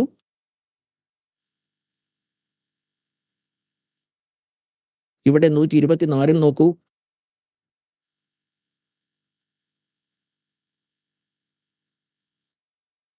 ബ്രഹ്മാവ് പറയുന്നു, വിസ്മയിപ്പിക്കുന്ന തേജസ്വിയായ ഭഗവാൻ ശങ്കരനെ ഈ രീതിയിൽ സ്തുതിച്ചപ്പോൾ ഭഗവതി ജഗദംബിക തൻ്റെ കഥ പറഞ്ഞു. അപ്പോൾ ബ്രഹ്മാവ് ഇവിടെ ചോദിക്കുന്നു, ബ്രഹ്മാവിൻ്റെ കേസ് നടക്കുന്നു. 125 പേജിലെ 3-ാമത്തെ സ്കന്ധം നമ്മളിത് വായിക്കുന്നു. ഈ സ്പഷ്ടമായ ലോകത്തിൻ്റെ അടിസ്ഥാനമായ മറ്റൊരു പുരുഷൻ നിങ്ങൾക്ക് മുമ്പുണ്ടായിരുന്നില്ലേ? മൂന്നാമതൊരാളില്ലേ? ഏകമേവ ദ്വിതീയ ബ്രഹ്മ. ഈ വേദത്തിലെ വാക്കുകളെ വെറുതെ എന്ന് പറയുന്നത് ശരിയല്ല. ഞാനാണ് എല്ലാം എന്ന് ദുർഗ അവരോട് പറയുന്നു. ഞാൻ നിങ്ങളുടെ പിതാവാണ്, ഞാൻ നിങ്ങളുടെ മാതാവാണ്. അതിനാൽ അപ്പോൾ ബ്രഹ്മാവ് വേദങ്ങൾ വായിച്ചപ്പോൾ വേദങ്ങളിലെ ഉപദേശങ്ങൾ നമുക്ക് വ്യാജമെന്ന് വിളിക്കാൻ പോലും കഴിയില്ല. ഇവിടെ അനുഭവം പറയുന്നത് മറ്റൊന്നാണ്. ഈ രീതിയിൽ വേദങ്ങളും അനുഭവങ്ങളും തമ്മിൽ വലിയ വൈരുദ്ധ്യം ഉയർന്നു വരുന്നു. ഏകമേവ ദ്വിതീയ ബ്രഹ്മ എന്ന് വേദങ്ങൾ പറയുന്നു. അപ്പോൾ ആ സ്വരൂപം നിങ്ങളാണോ, അതോ മറ്റേതെങ്കിലും പുരുഷനാണോ? ദയവായി എൻ്റെ ഈ സംശയം ദൂരീകരിക്കൂ. ഏതോ മഹത്തായ പുണ്യങ്ങൾ കൊണ്ടാണ് അങ്ങയുടെ പാദം സേവിക്കാൻ എനിക്ക് അവസരം ലഭിച്ചത്. നിങ്ങൾ പുരുഷനാണോ സ്ത്രീയാണോ എന്നതിൻ്റെ ഈ രഹസ്യം വിശദമായി എന്നോട് പറയൂ. 3-ാമത്തെ സ്കന്ധത്തിൻ്റെ 4-5 അധ്യായം ഇവിടെ പൂർത്തിയായി. ഇനി 6-ാം അധ്യായം ആരംഭിക്കുന്നു. ബ്രഹ്മാവ് പറയുന്നു, ഇപ്രകാരം ഞാൻ ഭഗവതി ജഗദംബയോട് വിനയപൂർവം ചോദിച്ചപ്പോൾ അവർ ശ്രുതിമധുരമായ സ്വരത്തിൽ എന്നോട് സംസാരിക്കാൻ തുടങ്ങി. ദേവി പറഞ്ഞു, ഞാനും ബ്രഹ്മം ഒന്നാണ്. അപ്പോൾ അത് കഴിഞ്ഞു. അല്ല, സത്യം മറച്ചുവെക്കാനാവില്ല. ഒന്നാണ്. ഞാനും ഈ ബ്രഹ്മം തമ്മിൽ ചെറിയ വ്യത്യാസം പോലുമില്ല. അതെന്താണോ അതാണ് ഞാൻ. ഞാൻ എന്താണോ അതാണ് അത്. നിങ്ങൾക്ക് ബുദ്ധിയുടെ ഭ്രമത്തിൽ വ്യത്യാസം തോന്നുന്നു. ഞങ്ങൾ തമ്മിലുള്ള സൂക്ഷ്മമായ വ്യത്യാസം ആർക്കറിയാം? അപ്പോൾ രണ്ടാണെന്ന് ഇത് തെളിയിക്കുന്നു. ഇപ്പോൾ നമ്മൾ 125 പേജ് വായിച്ചു. ഇനി നമുക്ക് 126 പേജ് വായിക്കാം. അദ്ദേഹം ഒരു ബുദ്ധിമാനായ പുരുഷനാണ്. നമ്മുടെ വൈദഗ്ധ്യം മനസ്സിലാക്കുന്ന സമകാലിക ഗുരുവാണ് അദ്ദേഹം. ലൗകികമായ പാതയിൽ നിന്ന് മുക്തനാണെങ്കിൽ സംശയമില്ല. ബ്രഹ്മ ഒന്നാണ്. മുന്നോട്ട് നോക്കൂ. ശക്തിയുടെ രൂപത്തിൽ ഞാൻ പരാക്രമങ്ങൾ ചെയ്യുന്നു. ഗൗരി, ബ്രാഹ്മി, രൗദ്രി, വരാഹി, വൈഷ്ണവി, ശിവേ, വാരുണി, കൗബേരി, നരസിംഹി, വാസവി എല്ലാം എൻ്റെ രൂപങ്ങളാണ്. വിവിധ കർമ്മങ്ങൾ ഉണ്ടാകുമ്പോൾ ആ ദേവതകളിൽ എൻ്റെ ശക്തി സ്ഥാപിച്ച് ഞാൻ എല്ലാ വ്യവസ്ഥകളും ചെയ്യുന്നു. അതെ, ആ ദേവിയെ നിമിത്തമാക്കുന്നത് എന്നത് എൻ്റെ സ്വഭാവമാണ്. അതെ, മുന്നോട്ട് നോക്കൂ. പുണ്യാത്മാക്കളെ, ഇപ്പോൾ നിങ്ങൾ നിങ്ങളുടെ സ്വന്തം ഗ്രന്ഥങ്ങൾ വായിക്കുന്നു. നിങ്ങൾ 3-ാം സ്കന്ധത്തിൽ പേജ് നമ്പർ 128 വായിച്ചു. ബ്രഹ്മാവ് പറയുന്നു, ഞാൻ ദുർഗയോട്, അമ്മ ജഗദംബകയോട് ഇത് ചോദിച്ചപ്പോൾ വേദങ്ങളിൽ എഴുതിയിരിക്കുന്നത് ഏകമേവ ദ്വിതീയ ബ്രഹ്മ, അതിന് തുല്യമായി വേറൊന്നില്ല. ബ്രഹ്മാവാണ് എല്ലാം എന്ന് വേദങ്ങളിൽ എഴുതിയിട്ടുണ്ടെന്ന് ബ്രഹ്മാവ് പറയുന്നു. ഉപനിഷത്തുകളിൽ നിന്നും ഞാൻ എല്ലാമാണെന്നും ഞാൻ തന്നെയാണ് സൃഷ്ടി രചന നടത്തുന്നതെന്നും ഞാനല്ലാതെ മറ്റാരുമില്ല. അതിനാൽ ഈ വേദങ്ങളുടെ പ്രസ്താവനകൾ വ്യാജമെന്ന് വിളിക്കാനാവില്ല. നമ്മുടെ അനുഭവം നമ്മോട് പറയുന്നു, പരമാത്മാവിനാൽ നമ്മുടെ അനുഭവവും യാഥാർത്ഥ്യവും തമ്മിൽ ധാരാളം വൈരുദ്ധ്യങ്ങളുണ്ട്. അപ്പോൾ നിങ്ങൾ തന്നെയാണോ അതോ മറ്റാരെങ്കിലുമാണോ? ബ്രഹ്മാവ് ചോദിച്ചു. ആ ബ്രഹ്മം ഞാനും തമ്മിൽ വ്യത്യാസമില്ലെന്ന്. അപ്പോൾ ദുർഗ ആദ്യം അവരെ തെറ്റിദ്ധരിപ്പിക്കുന്നു. ഞാനും ബ്രഹ്മം തമ്മിൽ ഒരു വ്യത്യാസവുമില്ല. ഞാൻ തന്നെയാണ് അതും, അത് തന്നെയാണ് ഞാനും. ഞങ്ങൾ രണ്ടുപേരും തമ്മിലുള്ള സൂക്ഷ്മമായ വ്യത്യാസം അറിയുന്നവനാണ് പരമപുരുഷൻ, വിദ്വാൻ, പുരുഷ, തത്വദർശി. മുന്നോട്ട് പേജ് നമ്പർ 129 ഒന്നുകൂടി തിരിഞ്ഞു നോക്കുമ്പോൾ അത് വളരെ വ്യക്തമാകും. നമ്മൾ 3-ാം സ്കന്ധം വായിക്കുകയാണ്.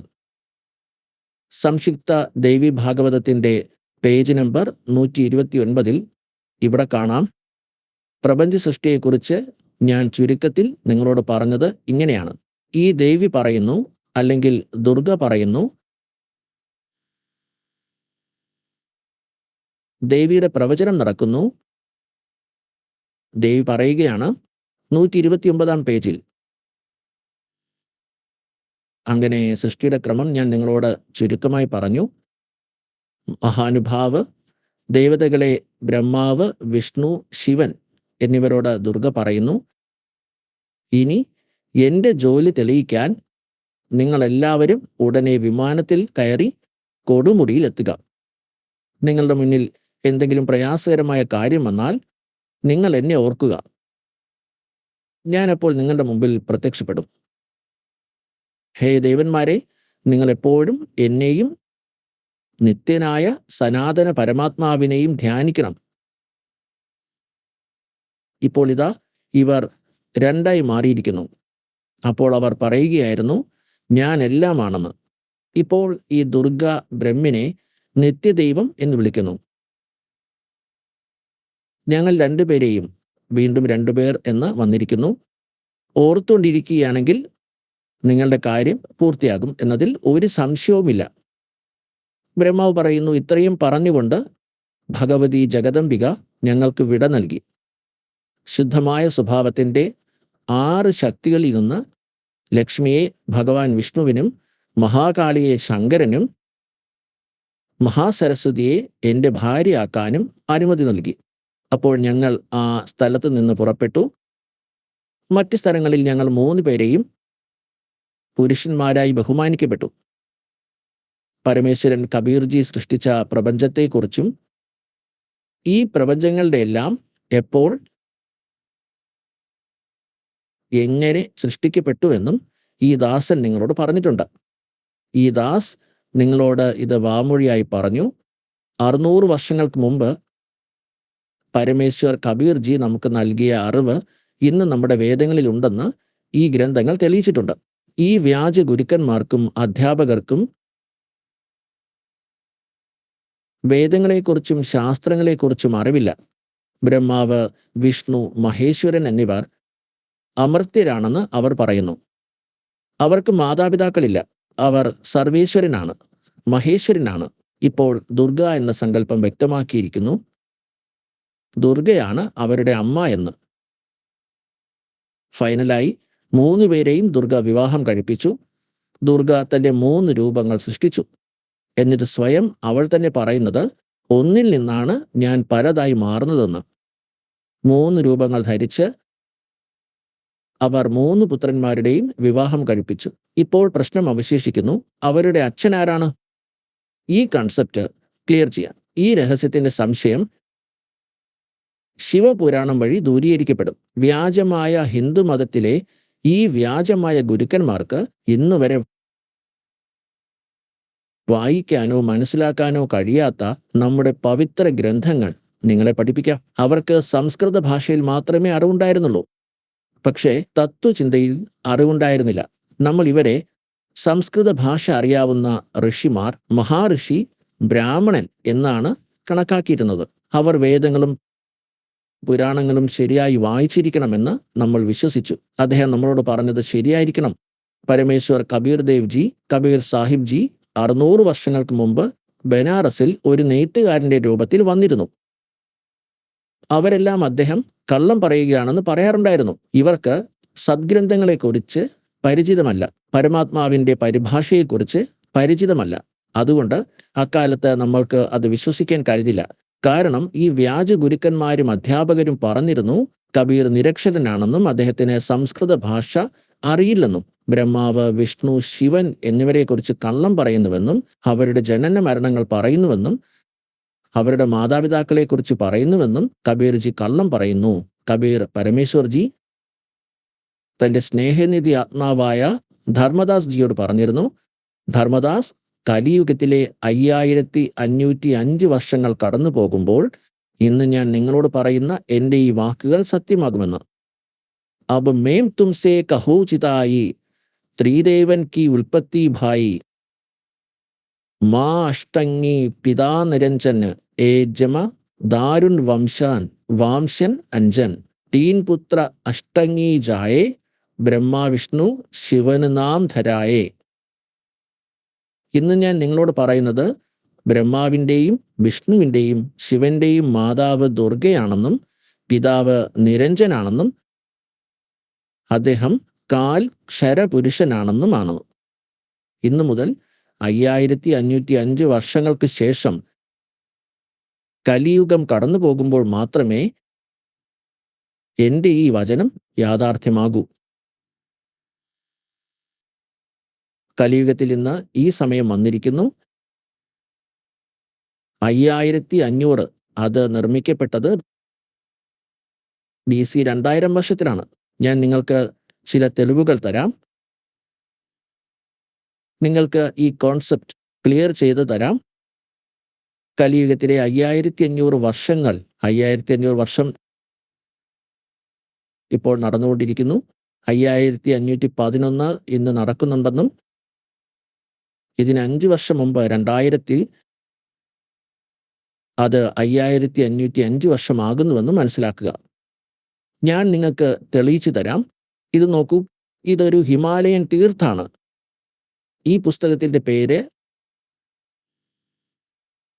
ഹിമാലയ തീർത്ത്. ഈ പുസ്തകത്തിൻ്റെ പേര് ഹിമാലയ തീർത്ത്. ഇത് ശങ്കരാചാര്യരുടെ പരമ്പരയിലുള്ളവർ പ്രകാശനം ചെയ്തതാണ്. Himalayan Teerth JP Namboothiri, deputy chief executive, Shri Badrinath Kedarnath Kshetra committee trucks and trust Calcutta. ഇത് ആദ്യമായി പ്രസിദ്ധീകരിച്ചത് 2009-ലാണ്. രഞ്ജു ചക്രവർത്തിയാണ് പ്രസാധകൻ. പ്രിന്റർ ഗിരി പ്രിന്റ് സർവീസ്, കൽക്കട്ടയാണ്. ഇനി ഞാൻ ഇതിൻ്റെ പേജ് നമ്പർ 42-ൽ കാണിച്ചു തരാം. പേജ് നമ്പർ 42 പുസ്തകം ഹിമാലയ തീർത്ഥയാണ്. ഇതാ ഇവിടെ നോക്കൂ, ശങ്കരാചാര്യരെ കുറിച്ചുള്ള വിവരണമാണ്.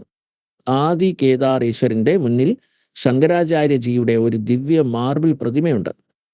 ശിവരഹസ്യം എന്നൊരു പുസ്തകമുണ്ട്. അത് സംസ്കൃതത്തിൽ എഴുതിയിരിക്കുന്നു. ത്രിസാഹസ്രേ വർഷാനാം ശങ്കരായേ ദീഹി, അതായത് കലിയുഗത്തിൻ്റെ 3000 വർഷങ്ങൾക്ക് ശേഷം ബുദ്ധമീമാംസകരുടെ വീക്ഷണങ്ങളിൽ വിജയം നേടുന്നതിനായി ഭഗവാൻ ശങ്കരൻ ആദി ശ്രീ ശങ്കരാചാര്യരുടെ രൂപത്തിൽ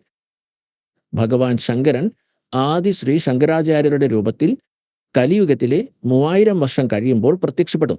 ബുദ്ധമീമാംസകരുടെ വീക്ഷണങ്ങളിൽ വിജയം നേടുന്നതിനായി ഭഗവാൻ ശങ്കരൻ ആദി ശ്രീ ശങ്കരാചാര്യരുടെ രൂപത്തിൽ ശ്രീ ശങ്കരാചാര്യരെ കണ്ടതിന് ശേഷം ഇത് കൂടുതൽ എഴുതുന്നു. ഇനി ഞാൻ മറ്റൊന്ന് കാണിച്ചു തരാം. കലിയുഗത്തിലെ 3000 വർഷങ്ങൾ കടന്നു പോകുമ്പോൾ ആ സമയം ആദി ശങ്കരാചാര്യജി ജനിച്ചിരിക്കുമെന്ന് ഇപ്പോൾ തെളിയിക്കപ്പെട്ടിരിക്കുന്നു. ഇനി ഇത് 2-ാമത്തെ ഭാഗത്തിൽ വളരെ വ്യക്തമായി പറയുന്നു. അതായത് ക്രിസ്തുവിന് 508 വർഷങ്ങൾക്ക് മുൻപ് ശ്രീ ശങ്കരൻ യേശുവിന് 508 വർഷങ്ങൾക്ക് മുൻപ് ജനിച്ചു. ഇനി നോക്കൂ, ഈ പുസ്തകം ജ്യോതിർമയ് ജ്യോതിർമഠ്. ഇതാണ് ആദി ശ്രീ ശങ്കരാചാര്യജി. ഇതാണ് ഇപ്പോഴത്തെ ശ്രീ ശിരൂപാനന്ദജി. ശ്രീ ശങ്കരാചാര്യരുടെ 2 പീഠങ്ങളുടെയും ചാർജ് ഇദ്ദേഹത്തിനാണ്. ഈ പുസ്തകമാണ് ജ്യോതിർമയ് ജ്യോതിമഠ്. ഇവിടെ നോക്കൂ, ഇത് 2007 ജനുവരിയിൽ പ്രസിദ്ധീകരിച്ചു. രക്ഷാധികാരി അനന്ത ശ്രീ വിഭൂഷിത്, ജ്യോതിഷ് പീഠാധീശ്വർ ആൻഡ് ദ്വാരക ശാരദ പീഠധീശ്വർ. ഇവ 2ന്റെയും ഉടമയാണ് ജഗദ്ഗുരു ശങ്കരാചാര്യ സ്വാമി ശ്രീ സ്വരൂപാനന്ദ സരസ്വതി ജി മഹാരാജ്. എഡിറ്ററും രചയിതാവും ശേഖരണവും വിഷ്ണുദത്ത് ശർമ്മയാണ്. പ്രസിഡന്റ് അധ്യാത്മിക് ഉദ്ധാൻ മണ്ഡൽ, ഡൽഹി. പ്രചോദനത്തിൻ്റെ ഉറവിടം ഇതാണ്. Printer line print and pix. കൺസൾട്ടേഷനും സഹകരണവും ഇവിടെയുണ്ട്. പ്രസാധകൻ Akhil Bharatiya Adhyatmik Uddhan Mandal, 1/3334 street number 2 Nagar, Vistar, Mandoli road, Shahre, Delhi. ഇതുപോലെ ഇതിൽ പേജ് നമ്പർ 11 നിങ്ങൾക്ക് കാണിച്ചു തരാം. ആദി ശങ്കരാചാര്യരുടെ സംക്ഷിപ്ത ജീവചരിത്രം ഏകദേശം 2500 വർഷങ്ങൾക്ക് മുമ്പ് തകർന്ന വിശ്വാസത്തിൻ്റെ യുഗത്തിൽ കേരളത്തിലെ പൂർണ്ണ നദിയുടെ തീരത്ത് കാലടി എന്ന ഗ്രാമത്തിൽ ധർമ്മനിഷ്ഠകനായ നമ്പൂതിരി ശൈവ ബ്രാഹ്മണൻ ശ്രീ ശിവ് ഗുരുവിൻ്റെയും ധർമ്മപത്നിയായ സുഭദ്രയുടെയും ഗൃഹത്തിൽ ജനിച്ചു. ശിവഗുരു തൈത്തരി ശാഖയുടെ യജുർവേദിയായിരുന്നു. ആദി ശങ്കരാചാര്യൻ്റെ പിതാവ്. ശങ്കരാചാര്യരുടെ ജനനം ഭഗവാൻ ശങ്കരൻ്റെ അനുഗ്രഹത്തോടെയാണ്. അതിനാൽ അദ്ദേഹത്തിൻ്റെ പേര് ശങ്കരൻ എന്ന് വച്ചു. പരമ്പരാഗത ഗുരു ആശ്രമങ്ങൾ അനുസരിച്ച് അദ്ദേഹത്തിൻ്റെ ജനന സമയം BC 508 അല്ലെങ്കിൽ 576 വർഷമായി കണക്കാക്കപ്പെടുന്നു. അതായത് 32-ാം വയസ്സിൽ അദ്ദേഹം മരണപ്പെട്ടു. ഇതിൽ നിന്ന് 32 കുറച്ചാൽ 476 ലഭിക്കും. അതായത് 508 വർഷം മുമ്പ്. ഇവിടെ അദ്ദേഹം മൊത്തത്തിൽ പറഞ്ഞത് ഏകദേശം 2500 വർഷങ്ങൾക്ക് മുമ്പ് അദ്ദേഹം 2500 വർഷങ്ങൾക്ക് മുമ്പ് ജനിച്ചു എന്നാണ്. ഇത് തെളിയിക്കുന്നത് 508 BC, ക്രിസ്തുവിന് 508 വർഷങ്ങൾക്ക് മുമ്പ്. ഇത് അദ്ദേഹം 2007 എഴുതുന്നു. അതിനാൽ 2000 BC പരിഗണിക്കുകയാണെങ്കിൽ ആ സമയത്ത് 508 വർഷം മുമ്പ്. എന്നാൽ 2000 മുതൽ 2508 വരെ എന്നാണ്. അതായത് 2508 3000 കൂട്ടിയാൽ 5508 വർഷങ്ങൾ പിന്നിട്ടിരിക്കുന്നു.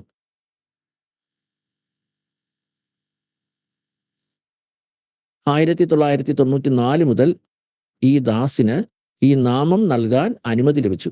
2000 പരമാത്മാവ് എന്നെ അനുഗ്രഹിച്ചു. ഞാൻ വേദഗ്രന്ഥങ്ങൾ നോക്കി. 2000 ശേഷം തൻ്റെ പരാമർശങ്ങളായ ഈ വേദഗ്രന്ഥങ്ങൾ പരിശോധിച്ച ശേഷം ഈ ദാസ് പരിഭാഷ പ്രഭു കി എന്ന പുസ്തകം രചിച്ചു. തുടർന്ന് പരമാത്മാവിൻ്റെ സന്ദേശത്തിൻ്റെ സാരാംശവും ആഴത്തിലുള്ള ഉൾക്കാഴ്ചയും ഗീതയിൽ അവതരിപ്പിക്കപ്പെട്ടു. അതായത് ഗീതയുടെ യഥാർത്ഥ വിവർത്തനം. അപ്പോൾ പരമാത്മാവ് പറഞ്ഞിരുന്നത് കലിയുഗത്തിൽ 5505 വർഷങ്ങൾ കഴിയുമ്പോൾ ഞാൻ ഇന്ന് പറഞ്ഞത് സത്യമാകുമെന്നാണ്. പരമാത്മാവ് പറഞ്ഞിരുന്നത് ബ്രഹ്മാവ്, വിഷ്ണു, മഹേശ്വരൻ എന്നിവർക്ക് നാശമുണ്ടെന്നും അവർ ജനിക്കുകയും മരിക്കുകയും ചെയ്യുന്നുവെന്നുമാണ് പറഞ്ഞിരുന്നത്. ബ്രഹ്മാവ്, വിഷ്ണു, മഹേശ്വരൻ്റെ പിതാവ് ജ്യോതി നിരഞ്ജൻ, ക്ഷർപുരുഷൻ ഈ കാലനാണ്. അവരുടെ മാതാവ് ദുർഗാദേവിയുമാണ്. ആ സമയത്ത് ഇത് ആരും അംഗീകരിച്ചിരുന്നില്ല. 600 വർഷം മുൻപ് 1398 മുതൽ 1518 വരെ ഈ അറിവ് പരമാത്മാവ് 120 വർഷം വരെ നൽകിക്കൊണ്ടിരുന്നു. എന്നാൽ ഈ ദിവ്യത്വത്തെക്കുറിച്ചുള്ള അറിവിലേക്ക് എത്തിച്ചേരാൻ ഈ അനുചിതമായ വ്യാജ ഗുരുക്കന്മാർ നമ്മളെ അനുവദിച്ചില്ല. ഈ ലോകം ഒരു വ്യക്തിയല്ലെന്ന് പറയുന്നു പരമാത്മാവ്. കബീർജി പറയുന്നത് ഈ ലോകത്തിന് വളരെ വിചിത്രമായ ഭ്രാന്താണ്. ഞാൻ പറയുന്നതൊന്നും കേട്ടിരുന്നില്ല.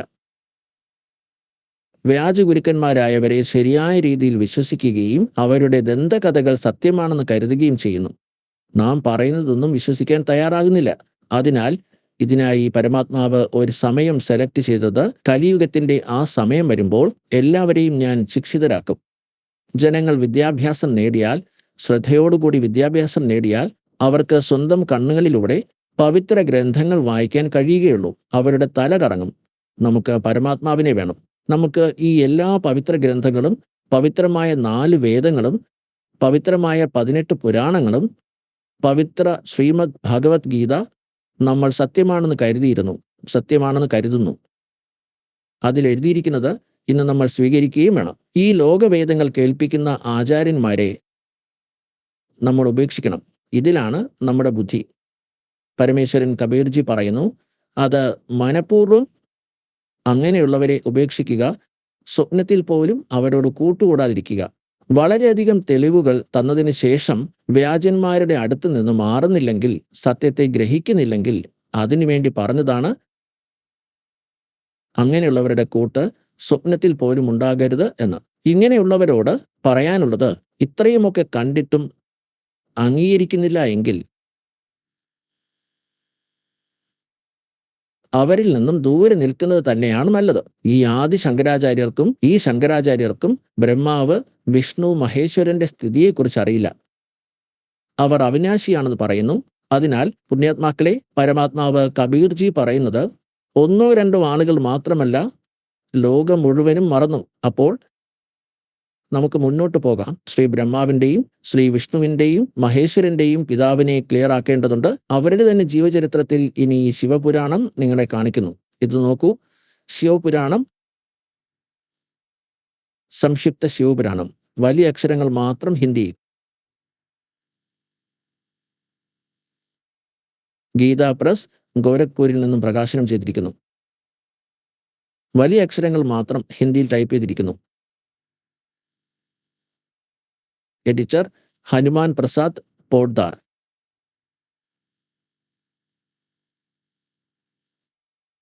പ്രൊപ്പറേറ്ററും പ്രിന്ററും ഗീതാ പ്രസ് ഗോരഖ്പൂർ, ഗോവിന്ദ് ഭവൻ, കാര്യാലയ, കൊൽക്കത്ത ഇൻസ്റ്റിറ്റ്യൂട്ട്. ഇനി നമുക്ക് ഇവിടെ നിന്ന് ആരംഭിക്കാം. രുദ്രസംഹിത 98 പേജിൽ നിന്ന് ആരംഭിക്കാം. സംക്ഷിപ്ത ശിവപുരാണം. ഈ രുദ്രസംഹിതയുടെ 5-ാം അധ്യായം ഇവിടെ അവസാനിക്കുന്നു. തൻ്റെ പുത്രൻ നാരദൻ പറയുന്നത് കേട്ട് ലോകപിതാവായ ബ്രഹ്മാവ് ഇപ്രകാരം പറഞ്ഞു. ഇനി രുദ്രസംഹിതയുടെ 6-ാം അധ്യായം വായിക്കാം. ബ്രഹ്മാവ് പറഞ്ഞു, ബ്രഹ്മൻ, ദേവശിരോമണേ, നിങ്ങളെല്ലായ്പ്പോഴും മുഴുവൻ ലോകത്തിൻ്റെയും നന്മയിൽ മുഴുകിയിരിക്കുന്നു. മുഴുവൻ ചരാചരങ്ങളും ഭൂമിയും നഷ്ടമായത് എല്ലായിടത്തും കേവലം അന്ധകാരം മാത്രമായിരുന്നു. സൂര്യനില്ലായിരുന്നു, ചന്ദ്രനില്ലായിരുന്നു, അനന്യമായ നക്ഷത്രങ്ങളും ഗ്രഹങ്ങളും ഒന്നിൻ്റെയും അറിവില്ലായിരുന്നു. രാത്രിയോ പകലോ ഒന്നും തന്നെ ഉണ്ടായിരുന്നില്ല. അഗ്നി, ഭൂമി, വെള്ളം, വായു, ജലം ഒന്നിൻ്റെയും യാതൊരു അധികാരവും ഉണ്ടായിരുന്നില്ല. അക്കാലത്ത് സത്ശ്രുതിയിൽ കേട്ടു തത്സത് ബ്രഹ്മ മാത്രമേ അവശേഷിച്ചിരുന്നുള്ളൂ. ഇനി പേജ് നമ്പർ 100-ലെ സംശുദ്ധ ശിവപുരാണം രുദ്രസംഹിത നമ്മൾ വായിക്കുന്നു. ആ പരബ്രഹ്മിന്റെ വിഷയത്തിൽ ജ്ഞാനത്തിൻ്റെയും അജ്ഞാനത്തിൻ്റെയും യുക്തിയിൽ നിന്ന് ഈ രീതിയിൽ നിർമ്മിക്കപ്പെട്ടിരിക്കുന്നു. അവൻ കുറച്ചു കാലങ്ങൾക്ക് ശേഷം 2ാമത്തെ സന്താനത്തിൻ്റെ ആഗ്രഹം പ്രകടിപ്പിച്ചു. അവൻ്റെ ഉള്ളിൽ ഒന്നിൽ നിന്ന് ഒരുപാട് സങ്കല്പങ്ങൾ ഉത്ഭവിച്ചു. അപ്പോൾ നിരാകാരനായ പരമാത്മാവ് തൻ്റെ ലീലാശക്തി കൊണ്ട് തനിക്ക് വേണ്ടി വിഗ്രഹം സൃഷ്ടിച്ചു. വിഗ്രഹമില്ലാത്ത പരബ്രഹ്മായ അദ്ദേഹത്തിൻ്റെ വിഗ്രഹം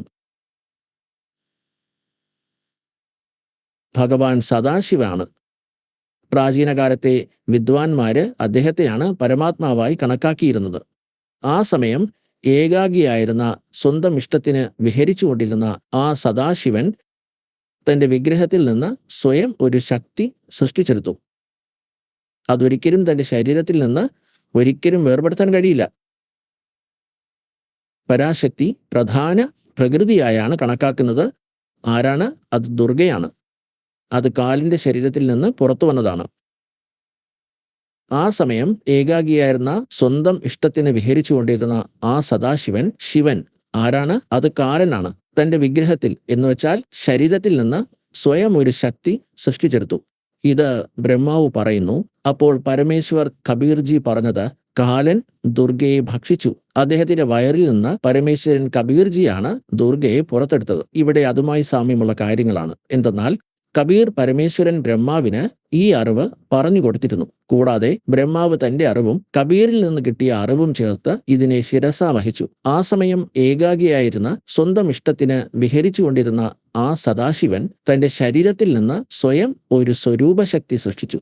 അതൊരിക്കലും തന്റെ ശരീരത്തിൽ നിന്ന് വേർപെടുന്നതായിരുന്നില്ല. ആ പരാശക്തിയെ പ്രധാനമായും പ്രകൃതിയായും ഗുണവതി മായയായും ബുദ്ധി തത്വങ്ങളുടെ അമ്മയായും കൂടാതെ വികാരരഹിതയായും പറഞ്ഞിട്ടുണ്ട്. ഈ ശക്തിയെ അംബിക എന്നും വിളിക്കുന്നു.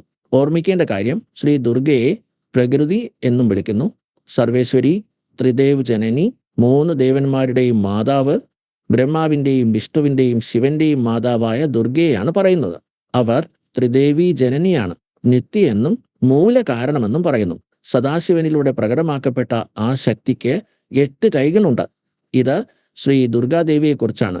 അത് അണ്ടർസ്റ്റുഡ് ആണ്. പലതരത്തിലുള്ള ആഭരണങ്ങളും അവരുടെ ശരീരത്തിന്റെ ശോഭ വർദ്ധിപ്പിക്കുന്നു. പലതരത്തിലുള്ള കണക്കുകളാൽ സമ്പന്നമാണ്.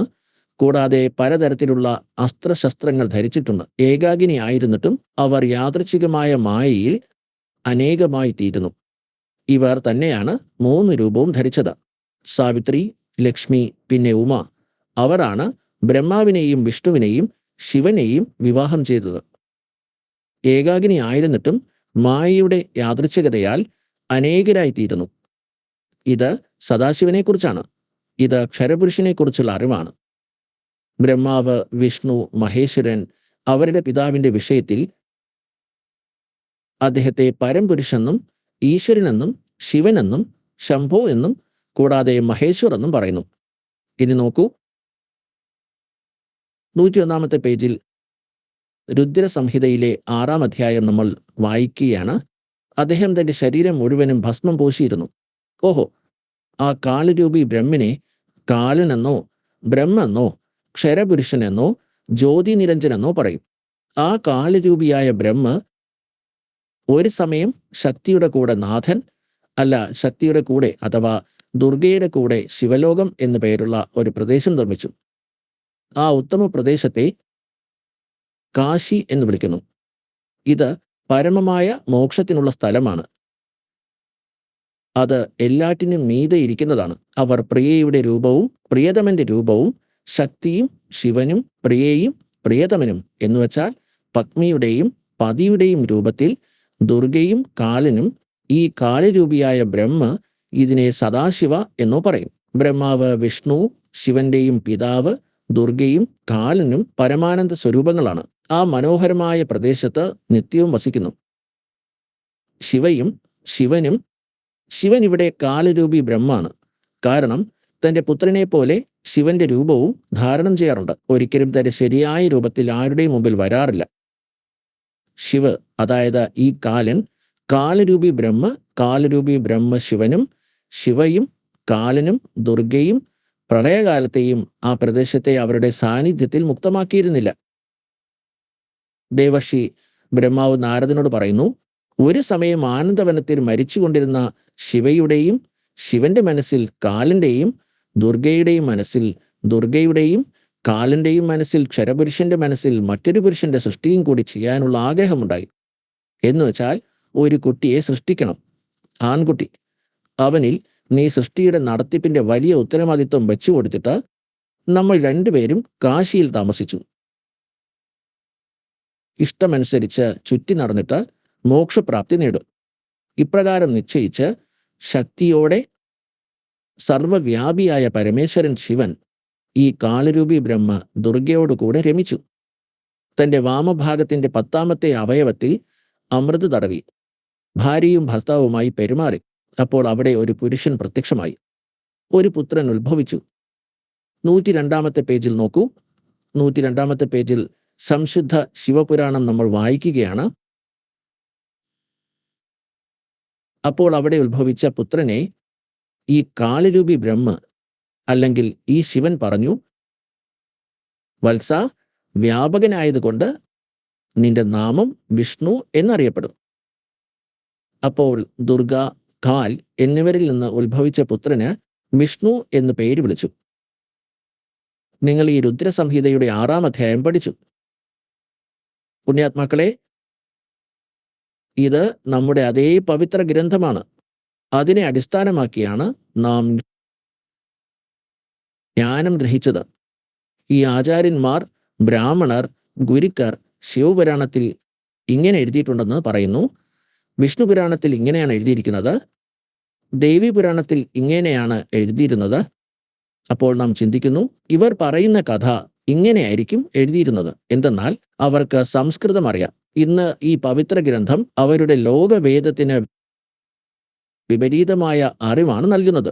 അപ്പോൾ ഇതിൽ നിന്ന് വ്യക്തമായി കാലരൂപിയായ ബ്രഹ്മ ക്ഷരപുരുഷ എന്ന് പറയുന്ന ജ്യോതി നിരഞ്ജനെ കാൽ എന്ന് പറയും, അല്ലെങ്കിൽ സദാശിവ എന്ന് പറയുന്നു. ഇദ്ദേഹം ബ്രഹ്മാവ്, വിഷ്ണു, മഹേശ്വരന്റെ പിതാവാണ്. ദുർഗ എന്നോ പ്രകൃതി എന്നോ പറയുന്ന ഇവർ അവരുടെ മാതാവാണ്. ഇവർ രണ്ടുപേരുടെയും സംയോഗത്താലാണ് വിഷ്ണു ഭഗവാൻ ഉണ്ടായത്. ഇത് നമ്മുടെ ശിവപുരാണം സ്പഷ്ടമാക്കുകയാണ്. രുദ്രസംഹിതയുടെ 6-ാം അധ്യായം. ഇപ്പോൾ 7-ാം അധ്യായത്തിൽ ശ്രീ ബ്രഹ്മ പറയുന്നു, എന്റെ ഉത്ഭവവും ഇങ്ങനെയാണ്. ദുർഗയും കാലനും രണ്ടുപേരും ചേർന്നാണ്. നോക്കൂ, ഇത് രുദ്രസംഹിതയാണ്. ഇപ്പോൾ നമ്മൾ 6-ാമത്തെ അധ്യായം ഇവിടെ വരെ വായിച്ചു. ഇനി നമുക്ക് 7-ാം അധ്യായം നോക്കാം. 103-ാം പേജിൽ ശ്രീ ബ്രഹ്മാവ് പറയുന്നു, ദേവർഷി ബ്രഹ്മാവ് പറയുന്നു, മംഗളകാരിയായ പരമേശ്വരൻ എപ്രകാരമാണോ വിഷ്ണുവിനെ സൃഷ്ടിച്ചത്, എന്നെയും വലതുഭാഗത്തെ അവയവത്തിൽ നിന്നും സൃഷ്ടിച്ചു. ആ പരമേശ്വരൻ എന്നെ പെട്ടെന്ന് തന്നെ തൻ്റെ മായയിലൂടെ അബോധാവസ്ഥയിലാക്കി നാരായണന്റെ നാഭി കമലത്തിൽ വച്ചു. എന്നിട്ട് ലീലാപൂർവം എന്നെ അവിടെ നിന്ന് പ്രത്യക്ഷമാക്കി. ഇപ്രകാരത്തിൽ ആ കമലത്തിൽ പുത്രന്റെ രൂപത്തിൽ എൻ്റെ ജന്മമുണ്ടായി. അപ്പോൾ പുണ്യാത്മാക്കളെ, ഇവിടെ വിവർത്തകൻ കുറച്ച് സമയത്തേക്ക് തൻ്റെ ശ്രദ്ധയിൽ ഒന്ന് അടിപതറി. അദ്ദേഹം ആലോചിക്കുന്നു, ഇപ്പോൾ ഞാൻ ശിവനിൽ നിന്ന് ശിവന്റെ ഉൽപ്പത്തി എങ്ങനെ എഴുതും? കാരണം വിവർത്തകന് തത്വജ്ഞാനത്തെക്കുറിച്ച് അറിവുണ്ടായിരുന്നില്ല. എന്നാൽ പറയുന്നു, സത്യം മറന്നിരിക്കില്ല. എത്രയൊക്കെ മറച്ചുവെക്കാൻ ശ്രമിച്ചാലും വെള്ളത്തിനടിയിൽ ഒളിപ്പിച്ചാലും അതൊരിക്കൽ പുറത്തു വരും. ഇപ്പോൾ നമ്മൾ ഈ രുദ്രസംഹിത തന്നെയാണ് വായിക്കുന്നത്. ശ്രീ ശിവപുരാണത്തിൽ നിങ്ങൾക്ക് തെളിവ് കാണിച്ചു തരാം. ഈ രുദ്രസംഹിതയിൽ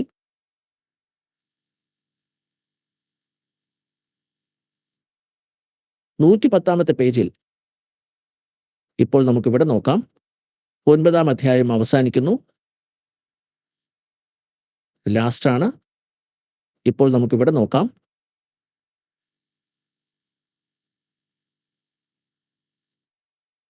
ഇപ്രകാരം ബ്രഹ്മാവ്, വിഷ്ണു, രുദ്രൻ ഈ 3 ദേവന്മാരിലും ഗുണങ്ങളുണ്ട്. ഇപ്രകാരം ബ്രഹ്മാവ്, വിഷ്ണു, രുദ്രൻ ഈ 3 ദേവന്മാരിലും ഗുണങ്ങളുണ്ട്. പക്ഷെ ഈ കാലനെയാണ് സർവഗുണങ്ങളുടെ അധിപനായി കണക്കാക്കുന്നത്. ഇവർ 3 പേരും ബ്രഹ്മാവ്, വിഷ്ണു, രുദ്രൻ, കാലബ്രഹ്മിൽ നിന്ന് വ്യത്യസ്തമാണ്.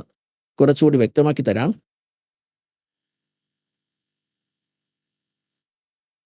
ഒരിക്കൽ ശ്രീ ബ്രഹ്മാവും ശ്രീ വിഷ്ണുവും ഈ കാര്യത്തിൽ വഴക്കുണ്ടായി. ബ്രഹ്മാവ് പറയുന്നു, ഞാനാണ് സൃഷ്ടിയുടെ രചയിതാവ്. വിഷ്ണു, നീ എന്നിൽ നിന്നാണ് ഉത്ഭവിച്ചത്. നീ എൻ്റെ പുത്രനാണ്. വിഷ്ണു പറയുന്നു, നീ എൻ്റെ നാഭീകമലത്തിൽ നിന്നാണ് ഉത്ഭവിച്ചത്. നീയാണ് എൻ്റെ പുത്രൻ. ഇക്കാര്യത്തിൽ ഇവർ രണ്ടുപേരും തമ്മിൽ പരസ്പരം യുദ്ധമുണ്ടായി. വഴക്കിന്റെ പ്രശ്നപരിഹാരത്തിനായി ഇവിടെ പിതാവായ കാലൻ ഇവരുടെ ഇടയ്ക്ക് ഒരു തൂൺ സൃഷ്ടിച്ചു, ലിംഗം സ്ഥാപിച്ചു. വളരെ മനോഹരമായ സ്തംഭം. ആരംഭവും അവസാനവും രണ്ടുപേർക്കും കണ്ടെത്താൻ കഴിഞ്ഞില്ല. അവരുടെ യുദ്ധം അവസാനിച്ചു. അവർ ആ തൂൺ എത്ര നീളമുള്ളതാണെന്ന് അന്വേഷിക്കാൻ തുടങ്ങി. അവസാനമായി കുറച്ചു സമയത്തിന് ശേഷം ശിവരൂപത്തിൽ കാലൻ പ്രതിജ്ഞ ചെയ്തിരുന്നു, ഞാൻ ഒരിക്കലും ആർക്കും എൻ്റെ സ്വന്തം രൂപത്തിൽ ദർശനം നൽകുകയില്ലെന്ന്. അതുകൊണ്ട് ചിലപ്പോൾ ബ്രഹ്മാവിൻ്റെ രൂപം സ്വീകരിക്കുന്നു, ചിലപ്പോൾ ശിവന്റെ രൂപം സ്വീകരിക്കുന്നു, ചിലപ്പോൾ അദ്ദേഹം വിഷ്ണുവിൻ്റെ രൂപം സ്വീകരിക്കുന്നു. അതിനാൽ അവിടെ ശിവഭഗവാന്റെ രൂപത്തിൽ വന്നു. അവർ രണ്ടുപേരോടും പറഞ്ഞു, പുത്രന്മാരെ, നിങ്ങൾ സ്വയം മറന്നു. നിങ്ങൾ എന്നിൽ നിന്നും സ്വീകരിച്ച സൃഷ്ടിയുടെയും സ്ഥിതിയുടെയും ഡിപ്പാർട്ട്മെന്റ് അത് നിങ്ങൾ തപസ് ചെയ്താണ് നേടിയത്. ഇപ്രകാരത്തിൽ രുദ്രനും മഹേശ്വരനും എന്നിൽ നിന്ന് വേറെ വേറെ ഡിപ്പാർട്ട്മെന്റ് സ്വീകരിച്ചിരുന്നു. ഇനി നിങ്ങൾക്ക് വിദ്വേശ്വര സംഹിതയിൽ കാണിച്ചു തരാം. ഇത് ശിവപുരാണം. ഈ സംശുദ്ധ ശിവപുരാണം ഗീതാ പ്രസ് ഗോരഖ്പൂരിൽ നിന്ന് പ്രകാശനം ചെയ്തതാണ്. അതാണ് നമ്മൾ വായിക്കുന്നത്. ആദ്യം കാണിച്ചു തന്നിരുന്നു അതിൻ്റെ എഡിറ്റർ ഹനുമാൻ പ്രസാദ് പൗധാർ. ഇനി നമുക്ക് വീണ്ടും വിദ്വേശ്വർ സംഹിത വായിക്കാം. ഇപ്പോൾ പേജ് നമ്പർ 24 കുറച്ച് ഭാഗം കാണിക്കാം. ഇത് വളരെ തേജസ്സുള്ള ലിംഗം അഥവാ സ്തംഭം ഇവരുടെ ഇടയിൽ സൃഷ്ടിച്ചു. കാലഭഗവാൻ ബ്രഹ്മാവും വിഷ്ണുവും കൂടാതെ തുടർന്ന് ഇദ്ദേഹവും സ്വയം പ്രകടമായി. ഈ 25-ാമത്തെ പേജിൽ നാം വായിക്കും, ബ്രഹ്മാവും വിഷ്ണുവും ചോദിച്ചു, പ്രഭോ, സൃഷ്ടി തുടങ്ങിയ 5 കാര്യങ്ങളുടെ ലക്ഷണം എന്താണ്? ഇത് ഞങ്ങൾ രണ്ടുപേർക്കും പറഞ്ഞു തന്നാലും. ഭഗവാൻ ശിവ് പറഞ്ഞു, കാലരൂപി ബ്രഹ്മ സദാശിവൻ ഇവരുടെ പിതാവ് പറഞ്ഞു, എൻ്റെ കർത്തവ്യങ്ങളെ മനസ്സിലാക്കുക എന്നത് അത്യന്തം കഠിനമാണ്. കൃപാപൂർവം ആ വിഷയങ്ങളെക്കുറിച്ച് നിങ്ങളോട് പറയാം. ബ്രഹ്മാവ്, വിഷ്ണു സൃഷ്ടി, പരിപാലനം, സംഹാരം, തിരോഭാവം കൂടാതെ അനുഗ്രഹം എന്നിവ എൻ്റെ ലോകസംബന്ധമായ കാര്യങ്ങളാണ്. ആരാണോ നിത്യസിദ്ധന്മാർ ആയിട്ടുള്ളവർക്ക് അവർക്കറിയാം. ഇത് 25-ാമത്തെ പേജായിരുന്നു. ഇനി 26-ാമത്തെ പേജ് വായിക്കാം. പുത്രന്മാരെ, നിങ്ങൾ രണ്ടുപേരും തപസ് ചെയ്ത് പ്രസന്നനാക്കി പരമേശ്വരനായ എന്നിൽ നിന്നും ബ്രഹ്മാവിനോടും വിഷ്ണുവിനോടും സദാശിവ കാലരൂപി ബ്രഹ്മ പറയുന്നു, നിങ്ങൾക്ക് രണ്ടുപേരും തപസ് ചെയ്ത് പ്രസന്നനാക്കിയ എന്നിൽ നിന്ന് സൃഷ്ടി, സ്ഥിതി എന്നു പേരുള്ള 2 കർത്തവ്യങ്ങൾ നേടിയെടുത്തു. 2 വകുപ്പുകൾ നേടി. ഇവ രണ്ടും നിങ്ങൾക്ക് വളരെ പ്രിയപ്പെട്ടതാണ്. ഇപ്രകാരം എൻ്റെ വിഭൂതി സ്വരൂപമായ രുദ്രനും മഹേശ്വരനും 2 വേറെ ഉത്തമമായ കർത്തവ്യം, സംഹാരം, തിരോഭാവം എന്നിൽ നിന്ന് നേടിയെടുത്തു. ഇവിടെ നോക്കൂ, 2 പേർ. ഇവരാണ് വിഷ്ണുവും ബ്രഹ്മാവും. പുത്രന്മാരെ, നിങ്ങൾ സൃഷ്ടിയും സ്ഥിതിയും നേടിയെടുത്തു. ഇപ്രകാരം എൻ്റെ വിഭൂതി സ്വരൂപം ആ സമയം ശിവന്റെ രൂപത്തിൽ നിൽക്കുകയായിരുന്നു. രുദ്രനും മഹേശ്വരനും 2 കർത്തവ്യങ്ങളായ സംഹാരവും തിരോഭാവവും എന്നിൽ നിന്ന് നേടിയെടുത്തത്. ഇവർ 4 ഇനി 5-ാമത്തേത് ശിവൻ പറയുന്നു. മുന്നോട്ട് നോക്കൂ, ഈ ബ്രഹ്മ പറയുന്നു, ഈ കാലൻ പറയുന്നു, ക്ഷരപുരുഷ് പറയുന്നു. ഇവിടെ നോക്കൂ, പേജ് 26 വിദ്വേശ്വർ സംഹിതയാണ് നമ്മൾ വായിക്കുന്നത്. ഇത് നോക്കൂ, ഞാൻ പൂർവകാലത്തിൽ തൻ്റെ സ്വരൂപഭൂതമന്ത്രം ഉപദേശിച്ചിരുന്നു. അത് ഓംകാരത്തിൻ്റെ രൂപത്തിൽ പ്രസിദ്ധമാണ്. അത് മംഗളകാരി മന്ത്രമാണ്. ഏറ്റവും ആദ്യം എൻ്റെ വായിൽ നിന്ന് ഓംകാർ അല്ലെങ്കിൽ ഓം മന്ത്രം പ്രകടമായി അതിൻ്റെ സ്വരൂപത്തെ ഓർമ്മിപ്പിക്കുന്നതായിരുന്നു. ഓംകാർ ഒരു വചനമാണ്. ഞാൻ വാച്യവും സംസാരിക്കുന്നവൻ. ഈ മന്ത്രം എൻ്റെ സ്വരൂപമാണ്. എല്ലാ ദിവസവും ഓംകാർ നിരന്തരം സ്മരിച്ചാൽ അതെന്നെ സ്മരിക്കുന്നതിന് തുല്യമാണ്. എൻ്റെ ഉത്തരീയ മുഖത്തു നിന്ന് അകാലത്തിൻ്റെയും പശ്ചിമമുഖത്തു നിന്ന് ഉകാരത്തിൻ്റെയും ദക്ഷിണമുഖത്തു നിന്ന് മകാരത്തിൻ്റെയും പൂർവമുഖത്തു നിന്ന് ബിന്ദുവിൻ്റെയും കൂടാതെ മധ്യമുഖത്തു നിന്ന് നാദവും പ്രകടമായി. 5 അക്ഷരങ്ങളിൽ നിന്ന് ഓംകാർ വിപുലീകരിച്ചു. ഈ എല്ലാ അവയവങ്ങളും കൂടി ഏകീകൃതമായി പ്രണവമായ ഓം എന്ന അക്ഷരമുണ്ടായി. ഗീതാജി അധ്യായം 8 13-ാമത്തെ ശ്ലോകത്തിൽ ഗീതയുടെ വക്താവായ ഈ ബ്രഹ്മ, ഈ ക്ഷരപുരുഷ ശ്രീകൃഷ്ണനിൽ പ്രവേശിച്ച് പറയുകയാണ്, ഓം ഇതി ഏകാക്ഷരം. ശ്രീമദ് ഭഗവത്ഗീത 8-ാം അധ്യായത്തിലെ 13-ാമത്തെ ശ്ലോകം. ഗീത വക്താവായ ബ്രഹ്മാണ്. ഇത് ക്ഷർപുരുഷാണ്. ശ്രീകൃഷ്ണനിൽ പ്രവേശിച്ച് പറയുകയാണ്, തൻ്റെ പുത്രനായ വിഷ്ണുവിൻ്റെ ശരീരത്തിൽ പ്രവേശിച്ച് പറയുകയാണ്, ഓം ഇതി ഏകാക്ഷരം ബ്രഹ്മ വ്യാഹരൻ മാമ അനുസ്മരൻ യ പ്രയാതി വ്യഞ്ജൻ ദേഹം സ പരമാമ ഗതിം. ഓം ബ്രഹ്മ എന്ന് പറയുന്നത് ഓം കേവലം ഒരു അക്ഷരം മാത്രമാണ്. Nothing else. സ്മരിച്ചുകൊണ്ട് ഉച്ചരിക്കുന്നു. പ്രയാതി ദേഹം യാതി പരമാം ഗതിം. ശരീരം ഉപേക്ഷിച്ചു പോകുന്ന സമയത്ത് ഇത് സ്മരിക്കുന്നു, അല്ലെങ്കിൽ അവസാന സമയത്ത് ഇത് സ്മരിച്ചുകൊണ്ട് ശരീരം ഉപേക്ഷിക്കുന്നു. സ യതി പരമാം ഗതിം. എൻ്റെ ഓം എന്ന നാമത്തിൽ നിന്ന് ലാഭമുണ്ടാക്കുന്നവൻ പരമഗതി പ്രാപിക്കും. ഇതിൽ നിന്ന് മനസ്സിലാകുന്നത്, ഗീതയിൽ ഈ കാലാണ് പറയുന്നത് ബ്രഹ്മാവ് വിഷ്ണു മഹേശ്വരന്റെ പിതാവ്. ഇനി മുന്നോട്ട് നോക്കാം. അവിടെ ഇവർ കുഴപ്പമുണ്ടാക്കി. വിവർത്തകൻ ഇതിൽ തെറ്റായ മന്ത്രം കൂട്ടിച്ചേർത്തു. നമ്മളതിവിടെ വായിക്കുകയാണ്. ഈ എല്ലാ അവയവങ്ങളിൽ നിന്നും ഏകീകൃതമായി രൂപം കൊണ്ട പ്രണവമന്ത്രമായ ഓം ഒരു അക്ഷരമായി തീർന്നു. ഗീതയിൽ 8-ാം അധ്യായത്തിൽ 13-ാമത്തെ ശ്ലോകത്തിലും പറഞ്ഞിട്ടുണ്ട്, ഓം ഇത് ഏകക്ഷരം ബ്രഹ്മ വിഹാരൻ മാമ അനുസ്മരൻ യാ പ്രയാനത് വജ്ഞൻ ദേഹം സയാതി പരമാം ഗതിം. ഇനി നോക്കൂ, അദ്ദേഹം ഇവിടെ കുഴപ്പം ചെയ്തു.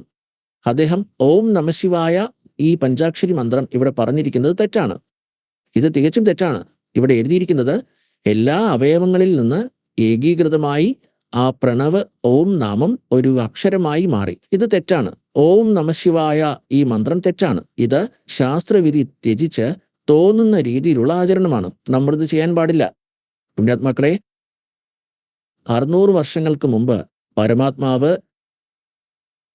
ഈ അമൃതജ്ഞാനം തൻ്റെ അമൃതവാണിയിലൂടെ സച്ചിദാനന്ദ ഘൻ ബ്രഹ്മന്റെ വാണിയിൽ പറഞ്ഞിരുന്നു. ശ്രീമദ് ഭഗവത ഗീത അധ്യായം 4 ശ്ലോകം 25 മുതൽ 31 വരെ ഏതൊക്കെ സാധനകളാണ് സാധകർ ചെയ്തത്? ചിലർ ദേവതകളെ പൂജിച്ചു, ചിലർ ആത്മപഠനം നടത്തി, ചിലർ പ്രാണായാമം ചെയ്തു, ചിലർ തീക്ഷ്ണമായ അഹിംസാവ്രതത്തിലൂടെ തപസ് ചെയ്തു. എങ്ങനെയാണോ വായിൽ തുണികെട്ടി നഗ്നപാതരായി നടക്കുന്നത് പോലെ ആത്മപഠനം നടത്തുന്നു.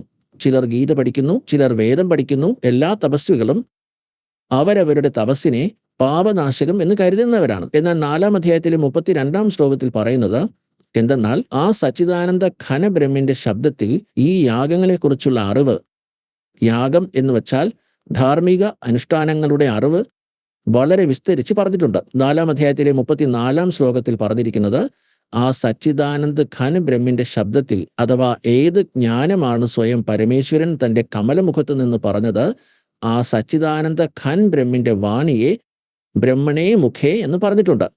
അത് തത്വജ്ഞാനമാണ്. 4-ാമത്തെ അധ്യായത്തിൽ 34-ാമത്തെ ശ്ലോകത്തിൽ പറയുന്നത്,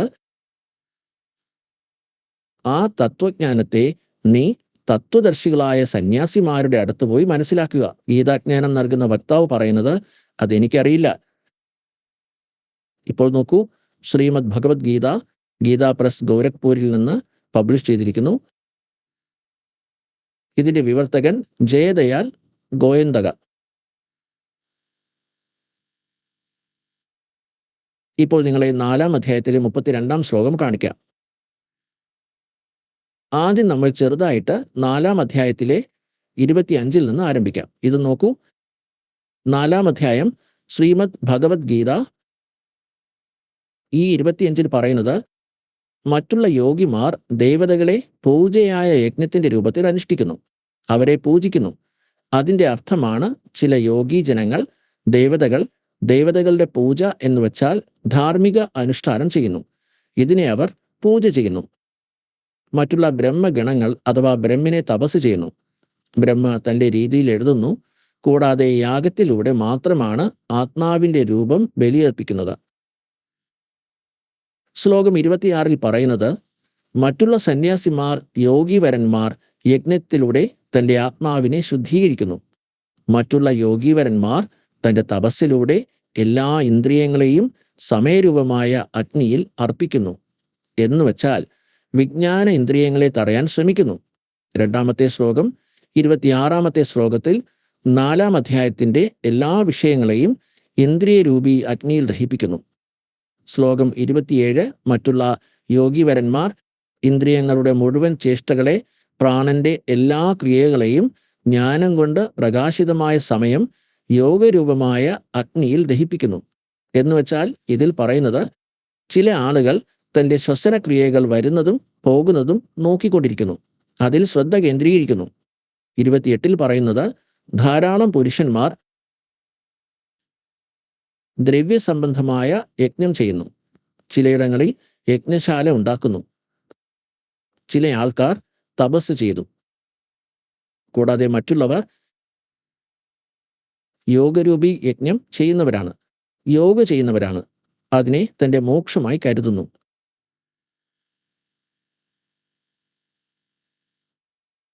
ഇപ്പോൾ 28 ശ്ലോകമാണ് വായിക്കുന്നത്.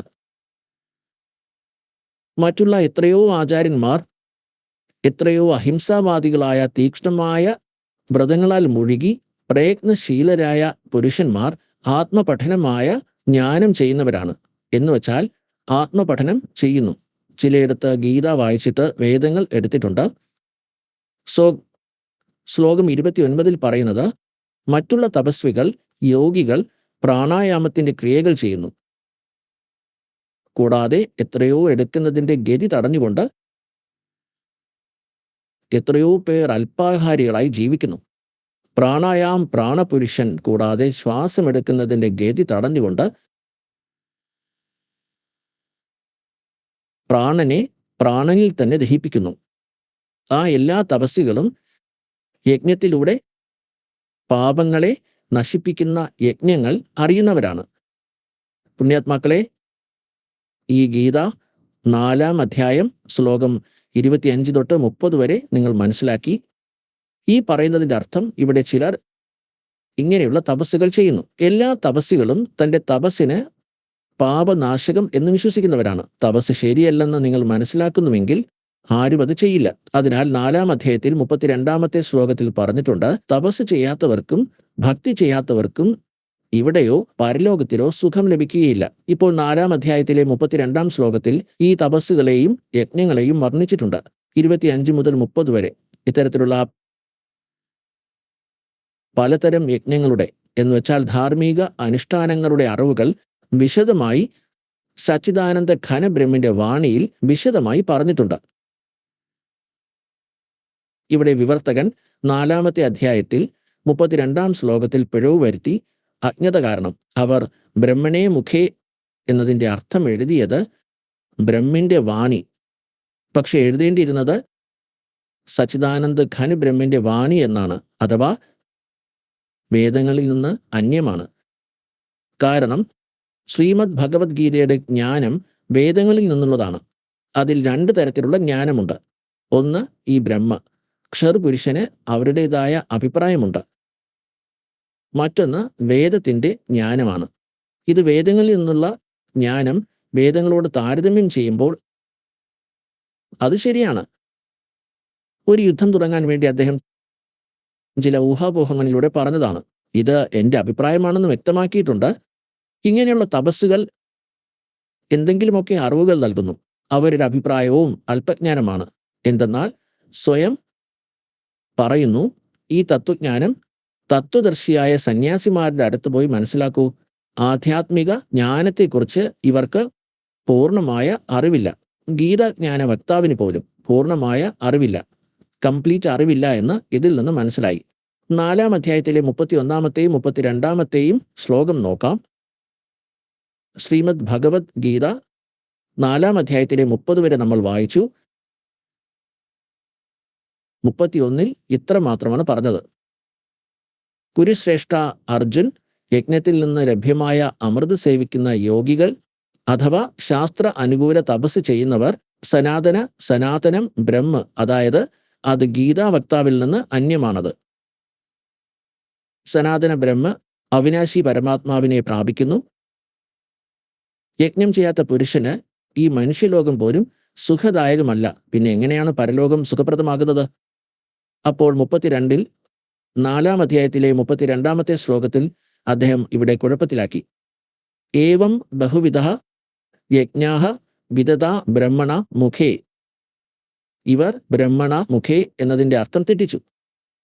ആ രീതിയിൽ മറ്റു പല യജ്ഞങ്ങളും നടത്തി. യജ്ഞം എന്ന് പറഞ്ഞാൽ ധാർമ്മിക അനുഷ്ഠാനങ്ങളെക്കുറിച്ചുള്ള അറിവ്. ബ്രഹ്മണ മുഖേ എന്നതിൻ്റെ അർത്ഥം വേദങ്ങളുടെ വാണി എന്നാക്കി തെറ്റിച്ചു. ഇവിടെ ഇവർ വിചലിതരായി.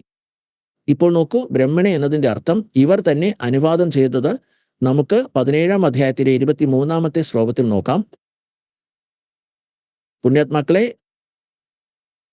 ഇത് നോക്കിയാലും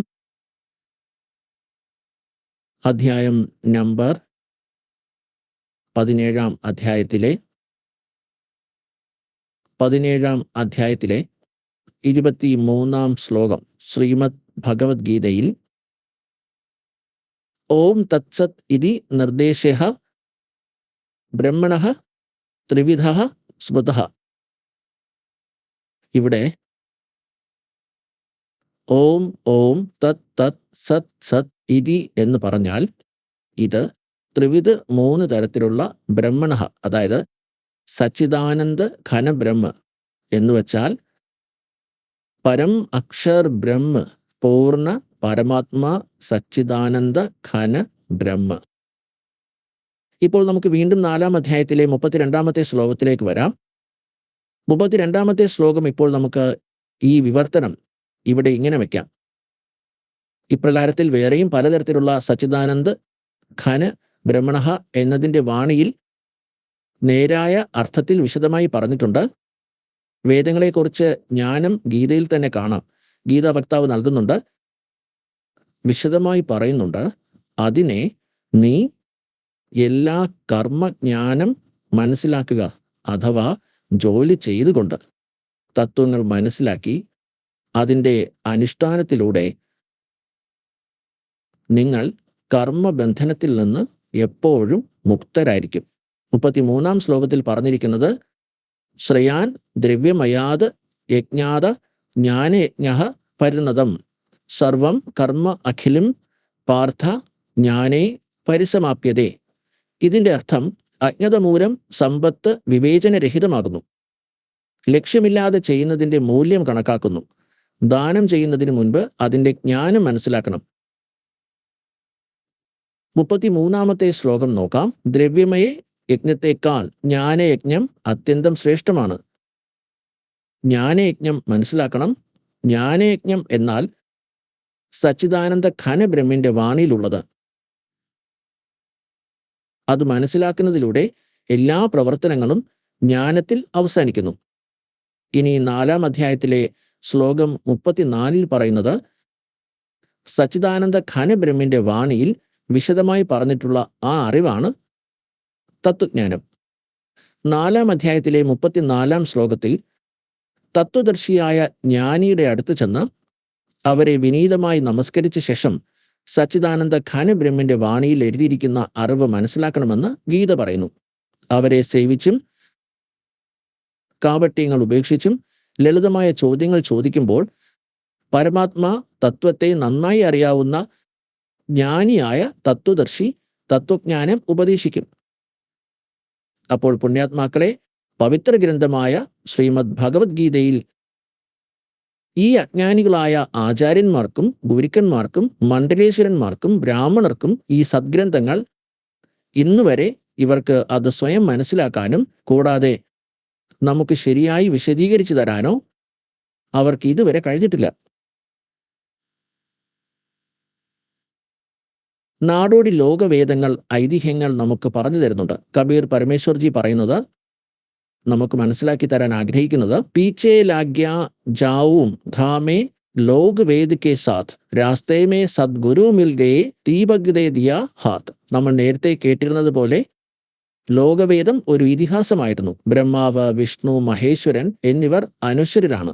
അവർക്ക് മാതാപിതാക്കളില്ല. സർവേശ്വരൻ, മഹേശ്വരൻ, ഓം നമഃശിവായ, ഭഗവതേ വാസുദേവായ ഈ മന്ത്രങ്ങൾ ഗീതയിൽ ലഭിക്കുകയില്ല. ബ്രഹ്മ പറയുന്നത്, എന്നെ തപസ് ചെയ്യണമെങ്കിൽ ഓം നാമം മാത്രം മതി, നത്തിങ് എൽസ്. ഓം ഇതി ഏക അക്ഷരം ബ്രഹ്മ ബൃഹരൻ ഓം അനുസ്മരൻ, നത്തിങ് എൽസ്. ഒരേ ഒരു ഓം അക്ഷരം എന്നെ ജപിക്കുന്നതിനും ഓം എന്ന ഒറ്റ അക്ഷരമേ ഉള്ളൂ. സച്ചിദാനന്ദ ഘനബ്രഹ്മത്തെ ആരാധിക്കുന്നതിന് 17-ാമത്തെ അധ്യായത്തിലെ 23-ാമത്തെ ശ്ലോകത്തിൽ എഴുതിയിരിക്കുന്നത്, ഓം തത് സത് ഇതി നിർദ്ദേശഃ ബ്രഹ്മണഃ ത്രിവിധഃ സ്മൃത. ആ സച്ചിദാനന്ദ ഘനബ്രഹ്മിനെ തപസ് ചെയ്യണമെങ്കിൽ സന്യാസിമാർ പറയുന്നു, അവരുടെ അടുത്ത് ആ കോഡ് വേർഡ് ഉണ്ട്. ഓം എന്നത് ബ്രഹ്മജപമാണ്. തത് എന്നത് അക്ഷരപുരുഷന്റെ ജപമാണ്. സൃഷ്ടിരചനയിൽ നിങ്ങളോട് പറഞ്ഞിരുന്നു, അചിന്തിന്റെ വചനത്തിൽ നിന്നാണ് അക്ഷരപുരുഷന്റെ ഉൽപ്പത്തി ഉണ്ടായത്. പിന്നെ സ്വയം ഈ പരം അക്ഷരപുരുഷൻ തന്നെയാണ് എല്ലാത്തിൻ്റെയും ഓവറോൾ കൺട്രോളർ എന്നും എല്ലാത്തിൻ്റെയും യജമാനൻ കബീർ സാഹബാണ്. അദ്ദേഹത്തിന്റെ 3 മന്ത്രമാണ് ഓം തത് സത്. ഓം എന്നത് ക്ഷരബ്രഹ്മിൻ്റെതാണ്. തത് എന്നത് അക്ഷരപുരുഷന്റെ സാങ്കേതികവും, ഇനി സത് എന്നത് പരം അക്ഷരപുരുഷന്റെ സച്ചിദാനന്ദ ഘനബ്രഹ്മിന്റെ ജപിക്കാനുള്ള മന്ത്രവുമാണ്. ഇത് 3ഉം ഒരുമിച്ച് പരിശീലിക്കണം. അതിലൂടെ പരമാത്മാവിനെ പ്രാപിക്കുന്നു. ഇത് തത് സത് സാങ്കേതിക പദങ്ങളാണ്.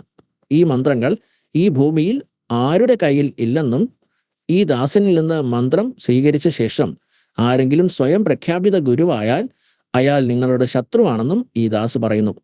അതൊരു വ്യാജൻ, ഡ്യൂപ്ലിക്കേറ്റ് ആണ്. ഇപ്പോൾ സച്ചിദാനന്ദ ഘനബ്രഹ്മിന്റെ വാണി ഉണ്ടായിരിക്കുന്നത് 600 വർഷം മുൻപ് എഴുതിയതാണ്. ഇത് കബീർ സാഗറിൽ കാണുമെന്ന് അവർ കാണിക്കും. സച്ചിദാനന്ദ ഘനബ്രഹ്മിന്റെ വാണി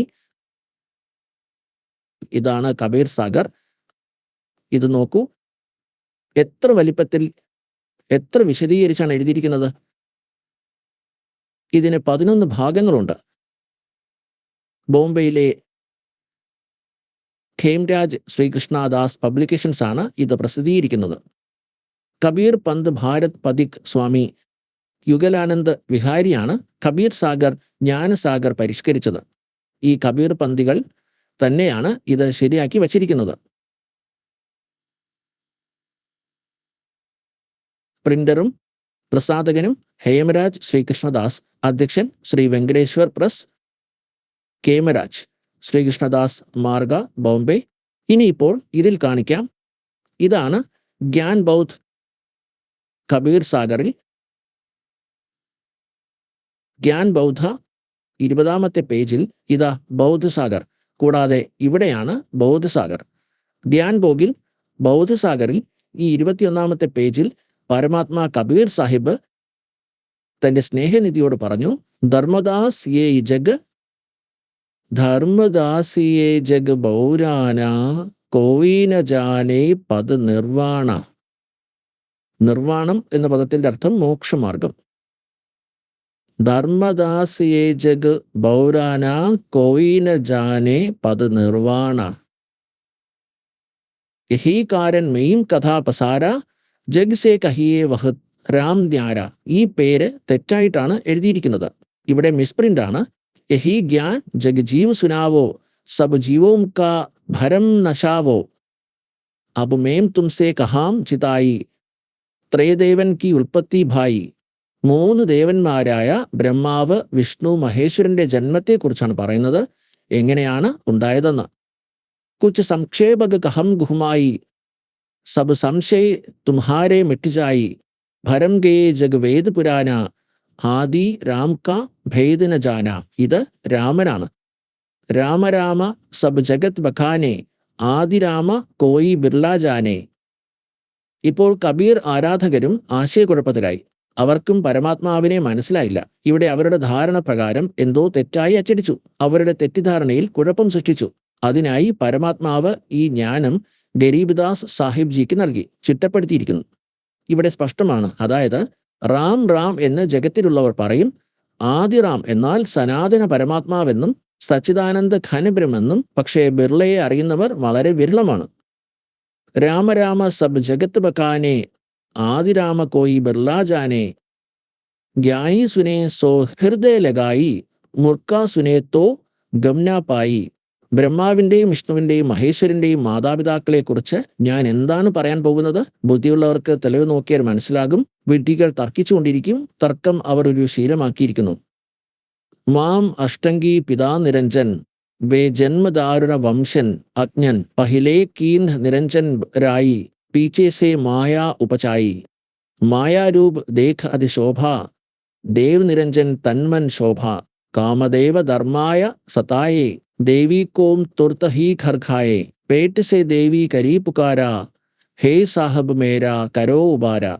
पेट से देवी करी पुकारा साहिब मुहे करो उभारी. डर सुनी सद्गुरु तहाम आए അഷ്ടംഗി കോ ബന്ധ് ചുടായേ. വാസ്തവം എന്തെന്നാൽ വീണ്ടും കരച്ചിൽ കേട്ടപ്പോൾ അപ്പോൾ ഞാൻ അവിടെ പോയി അഷ്ടാംഗിയെ ബന്ധന വിമുക്തനാക്കി എന്ന് പരമാത്മാവ് പറയുന്നു. ഇനി പേജ് 22, ജ്ഞാൻ ബോധ് കബീർ സാഗർ. ധർമ്മരായ കോ ഹിദ്മത്ത് കിൻഹ നഖിരേഖ സേ ഭഗിക്കർ ലീൻഹ. അപ്പോൾ പറയുന്നത് ആ കാലൻ തന്നെ ദുർഗയുടെ പ്രത്യുൽപാദന അവയവം സ്വയം പിടിപ്പിച്ചതായി ഇപ്പോൾ പറയപ്പെടുന്നു. ധർമ്മരായ കിൻഹ ഭോഗവിലാസ മായാക്കോ രഹി തബ് ആസ. ദുർഗ പ്രഗ്നന്റായി. തീൻ പുത്ര അഷ്ടംഗി ജായേ ബ്രഹ്മ വിഷ്ണു ശിവ നാമധരേ. കാലന്റെ സംയോഗത്താൽ അഷ്ടാംഗി ദുർഗ 3 ആൺമക്കളെ ജനിപ്പിച്ചു. അവർക്ക് ബ്രഹ്മാവ് വിഷ്ണു ശിവ് എന്ന് നാമകരണം ചെയ്തു. തീൻ ദേവ് വിസ്താർ ചലായേ ഇൻമേ മെഹ് ജഗ് ദോഖാ ഖായേ. പുരുഷ ഗമ്യഗ് കൈസേ കോ പാവേ കാല നിരഞ്ജൻ ജഗ് ഭർമാവേ. തീൻ ലോക അപ്പനെ സൂത് ധീൻ ദിൻഹാ സൂൻ നിരഞ്ജൻ ബാസാലിൻഹ. ഭൂമി, പാതാളം, ആകാശം എന്നിവ 3 പുത്രന്മാർക്ക് 3 ലോകങ്ങളുടെ രാജ്യം നൽകി. അവൻ തന്നെ പറയുന്നു, മുകളിൽ സ്വർഗത്തിൽ ഇരുന്നു. സൂനൻ എന്നാൽ മറ്റാരുമില്ലാത്ത മുകളിൽ പോയിരുന്നു. Vacuum place. അവിടെ 3 രൂപങ്ങൾ സൃഷ്ടിച്ച് അതിന്റെ 3 സ്ഥാനങ്ങൾ നിലനിർത്തി ശൂന്യസ്ഥലത്ത്. തീൻ ദേവ് സോ ധ്യാവയും നിരഞ്ജൻ കോവേ പാർണ പാവൈ. ബ്രഹ്മാവ്, വിഷ്ണു, മഹേശ്വരൻ എന്നിവർക്ക് അവരുടെ പിതാവിനെ കണ്ടെത്താൻ പോലും കഴിഞ്ഞില്ല. ഈശ്വരൻ നിരാകാരം എന്ന് വിശേഷിപ്പിക്കുന്നു. അലഖ് നിരഞ്ജൻ ബഡാ ബാട്ട്പാര തീൻ ലോക് ജീവ കിൻഹ ആഹാര. ബ്രഹ്മാ വിഷ്ണു ശിവ നഹീം ബചായേ സകൽ ഖായ് പൂനാ ധൂർ ഉടായേ. തീൻ കെ സൂത്ത് ഹേ തീനോം ദേവ അന്ധർ ജീവ കർത്ത് ഹേ സേവ. ഇപ്പോൾ പരമാത്മാവ് പറയുന്നത് ദുർഗയുടെയും കാലന്റെയും ഈ 3 പുത്രന്മാർ രജുഗുൺ ബ്രഹ്മാവ്, സദ്ഗുൺ വിഷ്ണു, തമോഗുൺ ശിവജി എന്നിവരാണ്. ഉൾക്കാഴ്ചയില്ലാത്ത അന്ധരായ മനുഷ്യർ ഇവരെ പൂജിക്കുന്നു. അന്ധരെന്നാൽ അറിവില്ലാത്തവരെന്നാണ്. അവരെ പരമാത്മാവായി കണക്കാക്കി ആരാധിക്കുന്നു. തിൻകെ സൂത്ത് ഹേ തിനോം ദേവ അന്തർജീവ കർത്തേ ഹേ സേവ. സേവനമെന്നാൽ തത്വചിന്തയില്ലാത്ത ഈ അന്ധരായ അറിവില്ലാത്ത മനുഷ്യർ കാലന്റെ ഈ 3 പുത്രന്മാരെ ആരാധിക്കുന്നു. അകാല പുരുഷ കാഹൂം നഹീം ചിൻഹം കൽപ്പായ് സബ്ഹി ഗഹ്ലീൻഹം. തീനോം ദേവ് ഓർ അവതാര താക്കോ ഭജേ സകൽ സംസാര. ബ്രഹ്മാവ്, വിഷ്ണു, മഹേശ്വരൻ എന്നീ 3 ദൈവങ്ങളെയും അവരുടെ അവതാരങ്ങളെയും ലോകം മുഴുവൻ ആരാധിക്കുന്നുവെന്ന് പറയപ്പെടുന്നു. തീനോ ഗുണോം കാ യഹ് വിസ്താര ധർമ്മദാസ് മേ കഹൂം പുകാര. അപ്പോൾ പരമേശ്വർ കബീർജി പറയുന്നു, ഗുണതീനോം കെ ഭക്തി മേ ഭൂൽ പരോ സംസാർ കഹേ കബീർ നിജ നാമം ബിനാ കൈസേ ഉത്താരോ പാർ. അപ്പോൾ പരമാത്മാവ് പറയുന്നു, 3 ഗുണങ്ങളായ രജഗുൺ ബ്രഹ്മാവാണെന്നും സദ്ഗുൺ വിഷ്ണുവാണെന്നും തമോഗുൺ ശിവജിയാണെന്നുമുള്ളത് വിസ്താരമായി കാണാം. ഗുണതീനോം കെ ഭക്തി മേം ഭൂൽ പരോ സംസാർ കബ് കബീർ നിജ നാമം ബിനാ കൈസേ ഉത്തരോ പാർ. നിജ രാം ബിൻ നിജ രാം ബിനാ കഹോ. അപ്പോൾ പുണ്യാത്മാക്കളെ, രജഗുൺ ബ്രഹ്മാവെന്നും സദ്ഗുൺ വിഷ്ണുവാണെന്നും തമോഗുൺ ശിവജിയാണെന്നുമുള്ള കൺസെപ്റ്റ് കൂടുതൽ വ്യക്തമാക്കേണ്ടതുണ്ട്. കൂടാതെ ഗീതയെക്കുറിച്ച് നിങ്ങൾക്കൊരു ചെറിയ വ്യത്യാസം നൽകുന്നതാണ്. മൂവരുടെയും ജനനത്തെക്കുറിച്ച് ഗീതയിലെ തെളിവാണിത്. ഇനി നോക്കുക, മാർക്കണ്ഡേയ പുരാണത്തിൽ ഈ 3 ഗുണങ്ങൾ എന്താണെന്ന് കാണാം. ഗീതാ പ്രസ് ഗോരഖ്പൂരിൽ നിന്നാണ് ഈ മാർക്കണ്ഡേയ പുരാണം പ്രസിദ്ധീകരിക്കുന്നത്. ഗോരഖ്പൂരിൽ നിന്നാണ് ഗീതാ പ്രസ് പ്രസിദ്ധീകരിക്കുന്നത്. ഇതിന്റെ ഭാഗങ്ങൾ നിങ്ങൾക്ക് പേജ് 123 കാണിച്ചിരിക്കുന്നു. നിങ്ങൾ അവിടെ പേജ് 123 നോക്കുക. ശ്രീ മാർക്കണ്ഡേയജി പറയുന്നു, നാം ഇവിടെ വന്നു കഴിഞ്ഞു. അങ്ങനെ സ്വയം അസ്തിത്വമുള്ള ദൈവത്തിന്റെ 3 ഘട്ടങ്ങളുണ്ട്. രജോ ഗുണാധിപനായ ബ്രഹ്മാവും തമോ ഗുണാധിപനായ രുദ്രനും കൂടാതെ സദ്ഗുണാധിപതി ലോകരക്ഷകനായ വിഷ്ണുവുമാണ്. ഇവ 3 ദൈവങ്ങളാണ്. ഇവ 3 ഗുണങ്ങളാണ്. ആശയം എത്ര വ്യക്തം! ഈ കൺസെപ്റ്റ് നമുക്ക് കൂടുതൽ വ്യക്തമാക്കാം. കാരണം ഈ ആശയം വ്യക്തമാകുന്നത് വരെ രജോ ഗുണ ബ്രഹ്മാവ്, സദ്ഗുൺ വിഷ്ണുജി, തമോഗുൺ ശിവജി, അതുവരെ ഈ വിഷയം പരിഹരിക്കപ്പെടില്ല. ഗുണ തീനോം കി ഭക്തി മേ ഏ ഭൂൽ പരോ സംസാർ കഭേ കബീർ നിജ നാമം ബിനാ കൈസേ ഉത്തരേ പാർ. ഇത് ഹിന്ദിയിലുള്ള ശ്രീമദ് ഭാഗവത് സംസ്കൃതവും ഹിന്ദിയും അതിൽ ഉൾപ്പെടുത്തിയിട്ടുണ്ട്. ആദ്യ ഭാഗം എവിടെയാണ് പ്രസിദ്ധീകരിച്ചത്? അത് അഥ ദേവി ഭാഗവതം സഭാഷട്ടികം സമാഹാത്മ്യം. ഇതാണ് ഖേംരാജ് ശ്രീകൃഷ്ണദാസ് പബ്ലിക്കേഷൻസ്, ബോംബെ 4. ഇവിടെ നിന്ന് പ്രസിദ്ധീകരിച്ചത്. ഇപ്പോൾ നമ്മൾ അതിൻ്റെ 3-ാമത്തെ സ്കന്ധത്തിലേക്ക് വരുന്നു. അഥ ശ്രീമദ് ദേവി ഭാഗവതേ സഭാഷ്ടികയുക്തേ തൃതീയ സ്കന്ധ പ്രാഭ്യതേ. ഇപ്പോൾ 3-ാമത്തെ സ്കന്ധം ആരംഭിക്കുന്നു. ഇതിൽ പേജ് നമ്പർ 11-ൽ 11-ാം പേജും 3-ാം സ്കന്ധ അധ്യായം 5-ലും ഭാഷാ വ്യാഖ്യാനവും 8-ാം നമ്പറും ഉൾക്കൊള്ളുന്നു. ഈ 7-ാം ഖണ്ഡം ഇവിടെ അവസാനിക്കുകയും 8-ാം ഖണ്ഡം ആരംഭിക്കുകയും ചെയ്യുന്നു. ഭഗവാൻ ശങ്കരൻ തൻ്റെ അമ്മ ദുർഗയോട് പറയുന്നു, ഹേ അമ്മേ, അങ്ങ് ഞങ്ങളോട് എപ്പോഴും ദയവുള്ളവനാണെങ്കിൽ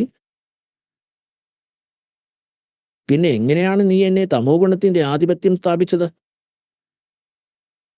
കൂടാതെ എന്തിനാണ് ബ്രഹ്മാവിനെ രജോ ഗുണവും ഹരിയെ സതോ ഗുണവും ആക്കിയത്? ഇപ്പോൾ നിങ്ങളിവിടെ കാണും, ഇത് സംസ്കൃതമാണ്, അത് ഹിന്ദിയാണ്. ഇത് സംസ്കൃതം 7-ാമത്തേത് അവസാനിച്ചു, 8-ാമത്തേത് തുടങ്ങി. യദി ദയാദ്ര മന ന സദാംബികേ കഥമഹം വിഹിത ച അഹം മാനേ. ഞാൻ എങ്ങനെ തമോ ഗുണനായി? എന്തുകൊണ്ടാണ് കമലാജക താമരയിൽ നിന്ന് ജനിച്ച ബ്രഹ്മാവ് രജോ ഗുണനായത്? സുവിഹിത കീമു, എന്തിനാണ് നിങ്ങൾ സദോ ഗുണോ ഹരിയെയും വിഷ്ണുജിയെയും സദോ ഗുണമാക്കിയത്? ഇപ്പോൾ നിങ്ങൾക്ക് ശ്രീമദ് ദേവി ഭാഗവതത്തിൽ വ്യക്തമാക്കിയിട്ടുണ്ട്. കൂടാതെ ശിവപുരാണത്തിൽ സ്പഷ്ടമായി പ്രകൃതി എന്നത് പ്രധാന ദുർഗയെയാണ് വിളിക്കുന്നുവെന്ന് വ്യക്തമായി. രജുഗുൺ ബ്രഹ്മാവ്, സദ്ഗുൺ വിഷ്ണു, തമോഗുൺ ശിവജി എന്നിവരാണ് 3 ഗുണങ്ങൾ. അതുകൊണ്ട് ഇനി നിങ്ങൾക്ക് ശ്രീമദ് ഗീതയിൽ പ്രകൃതിയെ നോക്കുക. ഗീത പറയുന്ന ഈ കാലന്റെ രൂപത്തിൽ ബ്രഹ്മ ശ്രീകൃഷ്ണനിൽ പ്രവേശിച്ചുവെന്നും കാണുന്നു. ഇവ രണ്ടും കൂടി ചേർന്നതിനാൽ രജുഗുൺ ബ്രഹ്മാവ്, സദ്ഗുൺ വിഷ്ണു, തമോഗുണ ശിവൻ എന്നീ ത്രിഗുണങ്ങൾ ജനിച്ചു. ഇനി നോക്കുക, ശ്രീമദ് ഭഗവത്ഗീത കാണിക്കാം. ശ്രീമദ് ഭഗവത്ഗീതയിൽ ഇത് നിങ്ങൾ കാണിച്ചു തരുന്നു. ഇത് 14-ാം അധ്യായത്തിൽ കാണുക. അധ്യായം 14-ന്റെ ശ്ലോകം 3, 4, 5. ഇവിടെ 3 അർജുന, എൻ്റെ മഹത് ബ്രഹ്മരൂപം മൂലപ്രകൃതി, പ്രകൃതി ദുർഗ, എല്ലാ പ്രാണികളുടെയും യോനി, അതായത് ജീവജാലങ്ങളുടെ, അതായത് പ്രാണികളുടെയും ഗർഭധാരണ സ്ഥലം. ആ യോനിയിൽ ഒരു ചൈതന്യമുള്ള രൂപത്തിൽ ഞാൻ ഗർഭം സ്ഥാപിക്കുന്നു. ആ നിർജീവ ചൈതന്യത്തിൻ്റെ തത്വത്തിൽ നിന്ന്, അതായത് അതിൻ്റെ ഐക്യത്തിൽ നിന്ന് എല്ലാ പ്രാണികളും ഉത്ഭവിക്കുന്നു. ഹേ അർജുന, എൻ്റെ മഹത് ബ്രഹ്മരൂപം മൂലപ്രകൃതി, പ്രകൃതി ദുർഗ, എല്ലാ പ്രാണികളുടെയും യോനി, അതായത് ജീവജാലങ്ങളുടെ, അതായത് പ്രാണികളുടെയും ഗർഭധാരണ സ്ഥലം. പ്രകൃതിയാണ് അവരുടെ ഗർഭം ധരിക്കുന്ന അമ്മ, എല്ലാവരുടെയും അമ്മ. ദുർഗ അവരുടെ അമ്മയും ഞാൻ വിത്ത് പാകുന്ന അച്ഛനുമാണ്. 5-ാമത്തേതിൽ മുന്നോട്ട് നോക്കുക. ഹേയ് അർജുൻ, സദ്ഗുണ വിഷ്ണു, രജോ ഗുണ ബ്രഹ്മാവും തമോ ഗുണ ശങ്കരനും പ്രകൃതിയിൽ നിന്ന് ഉത്ഭവിക്കുന്ന, ദുർഗയിൽ നിന്ന് ഉത്ഭവിക്കുന്ന ഈ 3 ഗുണങ്ങൾ, അതായത് 3 ദൈവങ്ങൾ അവിനാശിയായ ആത്മാവിനെ ശരീരത്തിൽ ബന്ധിക്കുന്നു. അതായത് കർമ്മപ്രകാരം ഈ 3 രജഗുൺ ബ്രഹ്മാവ്, സദ്ഗുൺ വിഷ്ണു, തമോഗുൺ ശിവജി ഇവ ദുർഗയിൽ നിന്നാണ് ജനിച്ചത്. അവ ജനിക്കുന്നു, അവർ നമ്മെ ശരീരത്തിൽ തുടർച്ചയായി തടഞ്ഞു വച്ചിരിക്കുന്നു. അതായത് കർമ്മശിക്ഷയുടെ അടിസ്ഥാനത്തിൽ ഇവിടെ തന്നെ നിലനിർത്തുന്നു. അപ്പോൾ പുണ്യാത്മാക്കളെ, ഈ ലോകം വിചിത്രവും ഭ്രാന്തവുമാണെന്ന് പരമാത്മാവ് പറയുന്നു. അത് ഈ വിചിത്രമായ ലോകത്ത് ഞാൻ പറയുന്നത് ആരും ഒന്നും മാനിക്കുന്നില്ല. പരമാത്മാവ് പറയുന്നത്, നിരഞ്ജന ധന തേരാ ദർബാർ, നിരഞ്ജന ധന തേരാ ദർബാർ, ജഹാം പർ തനിക് ന്യായ വിചാർ. 600 വർഷങ്ങൾക്ക് മുമ്പ് കബീർ പരമേശ്വരൻ പൂർണ്ണ ബ്രഹ്മ പറഞ്ഞിരുന്നു. കാലനോട് പറയുന്നു, നിന്റെ വിനാശമുണ്ടാകട്ടെ,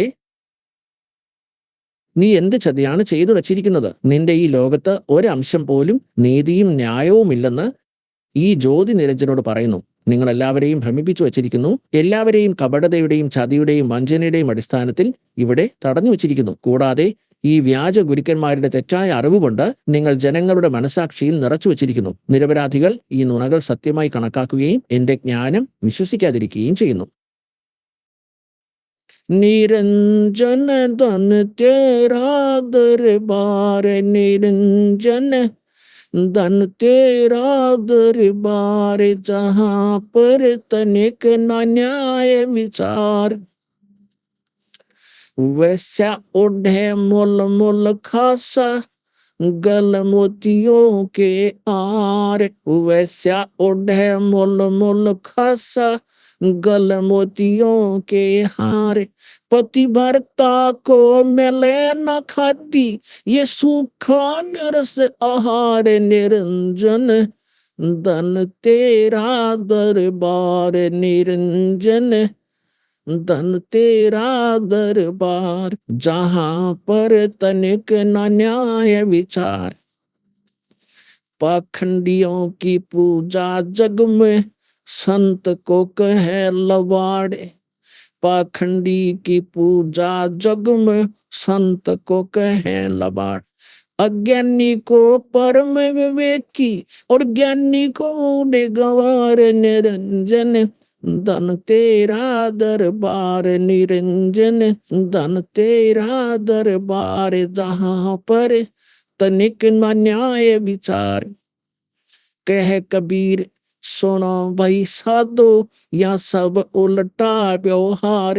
कह कबीर सुनो भाई साधो, या सब उल्टा व्यवहार।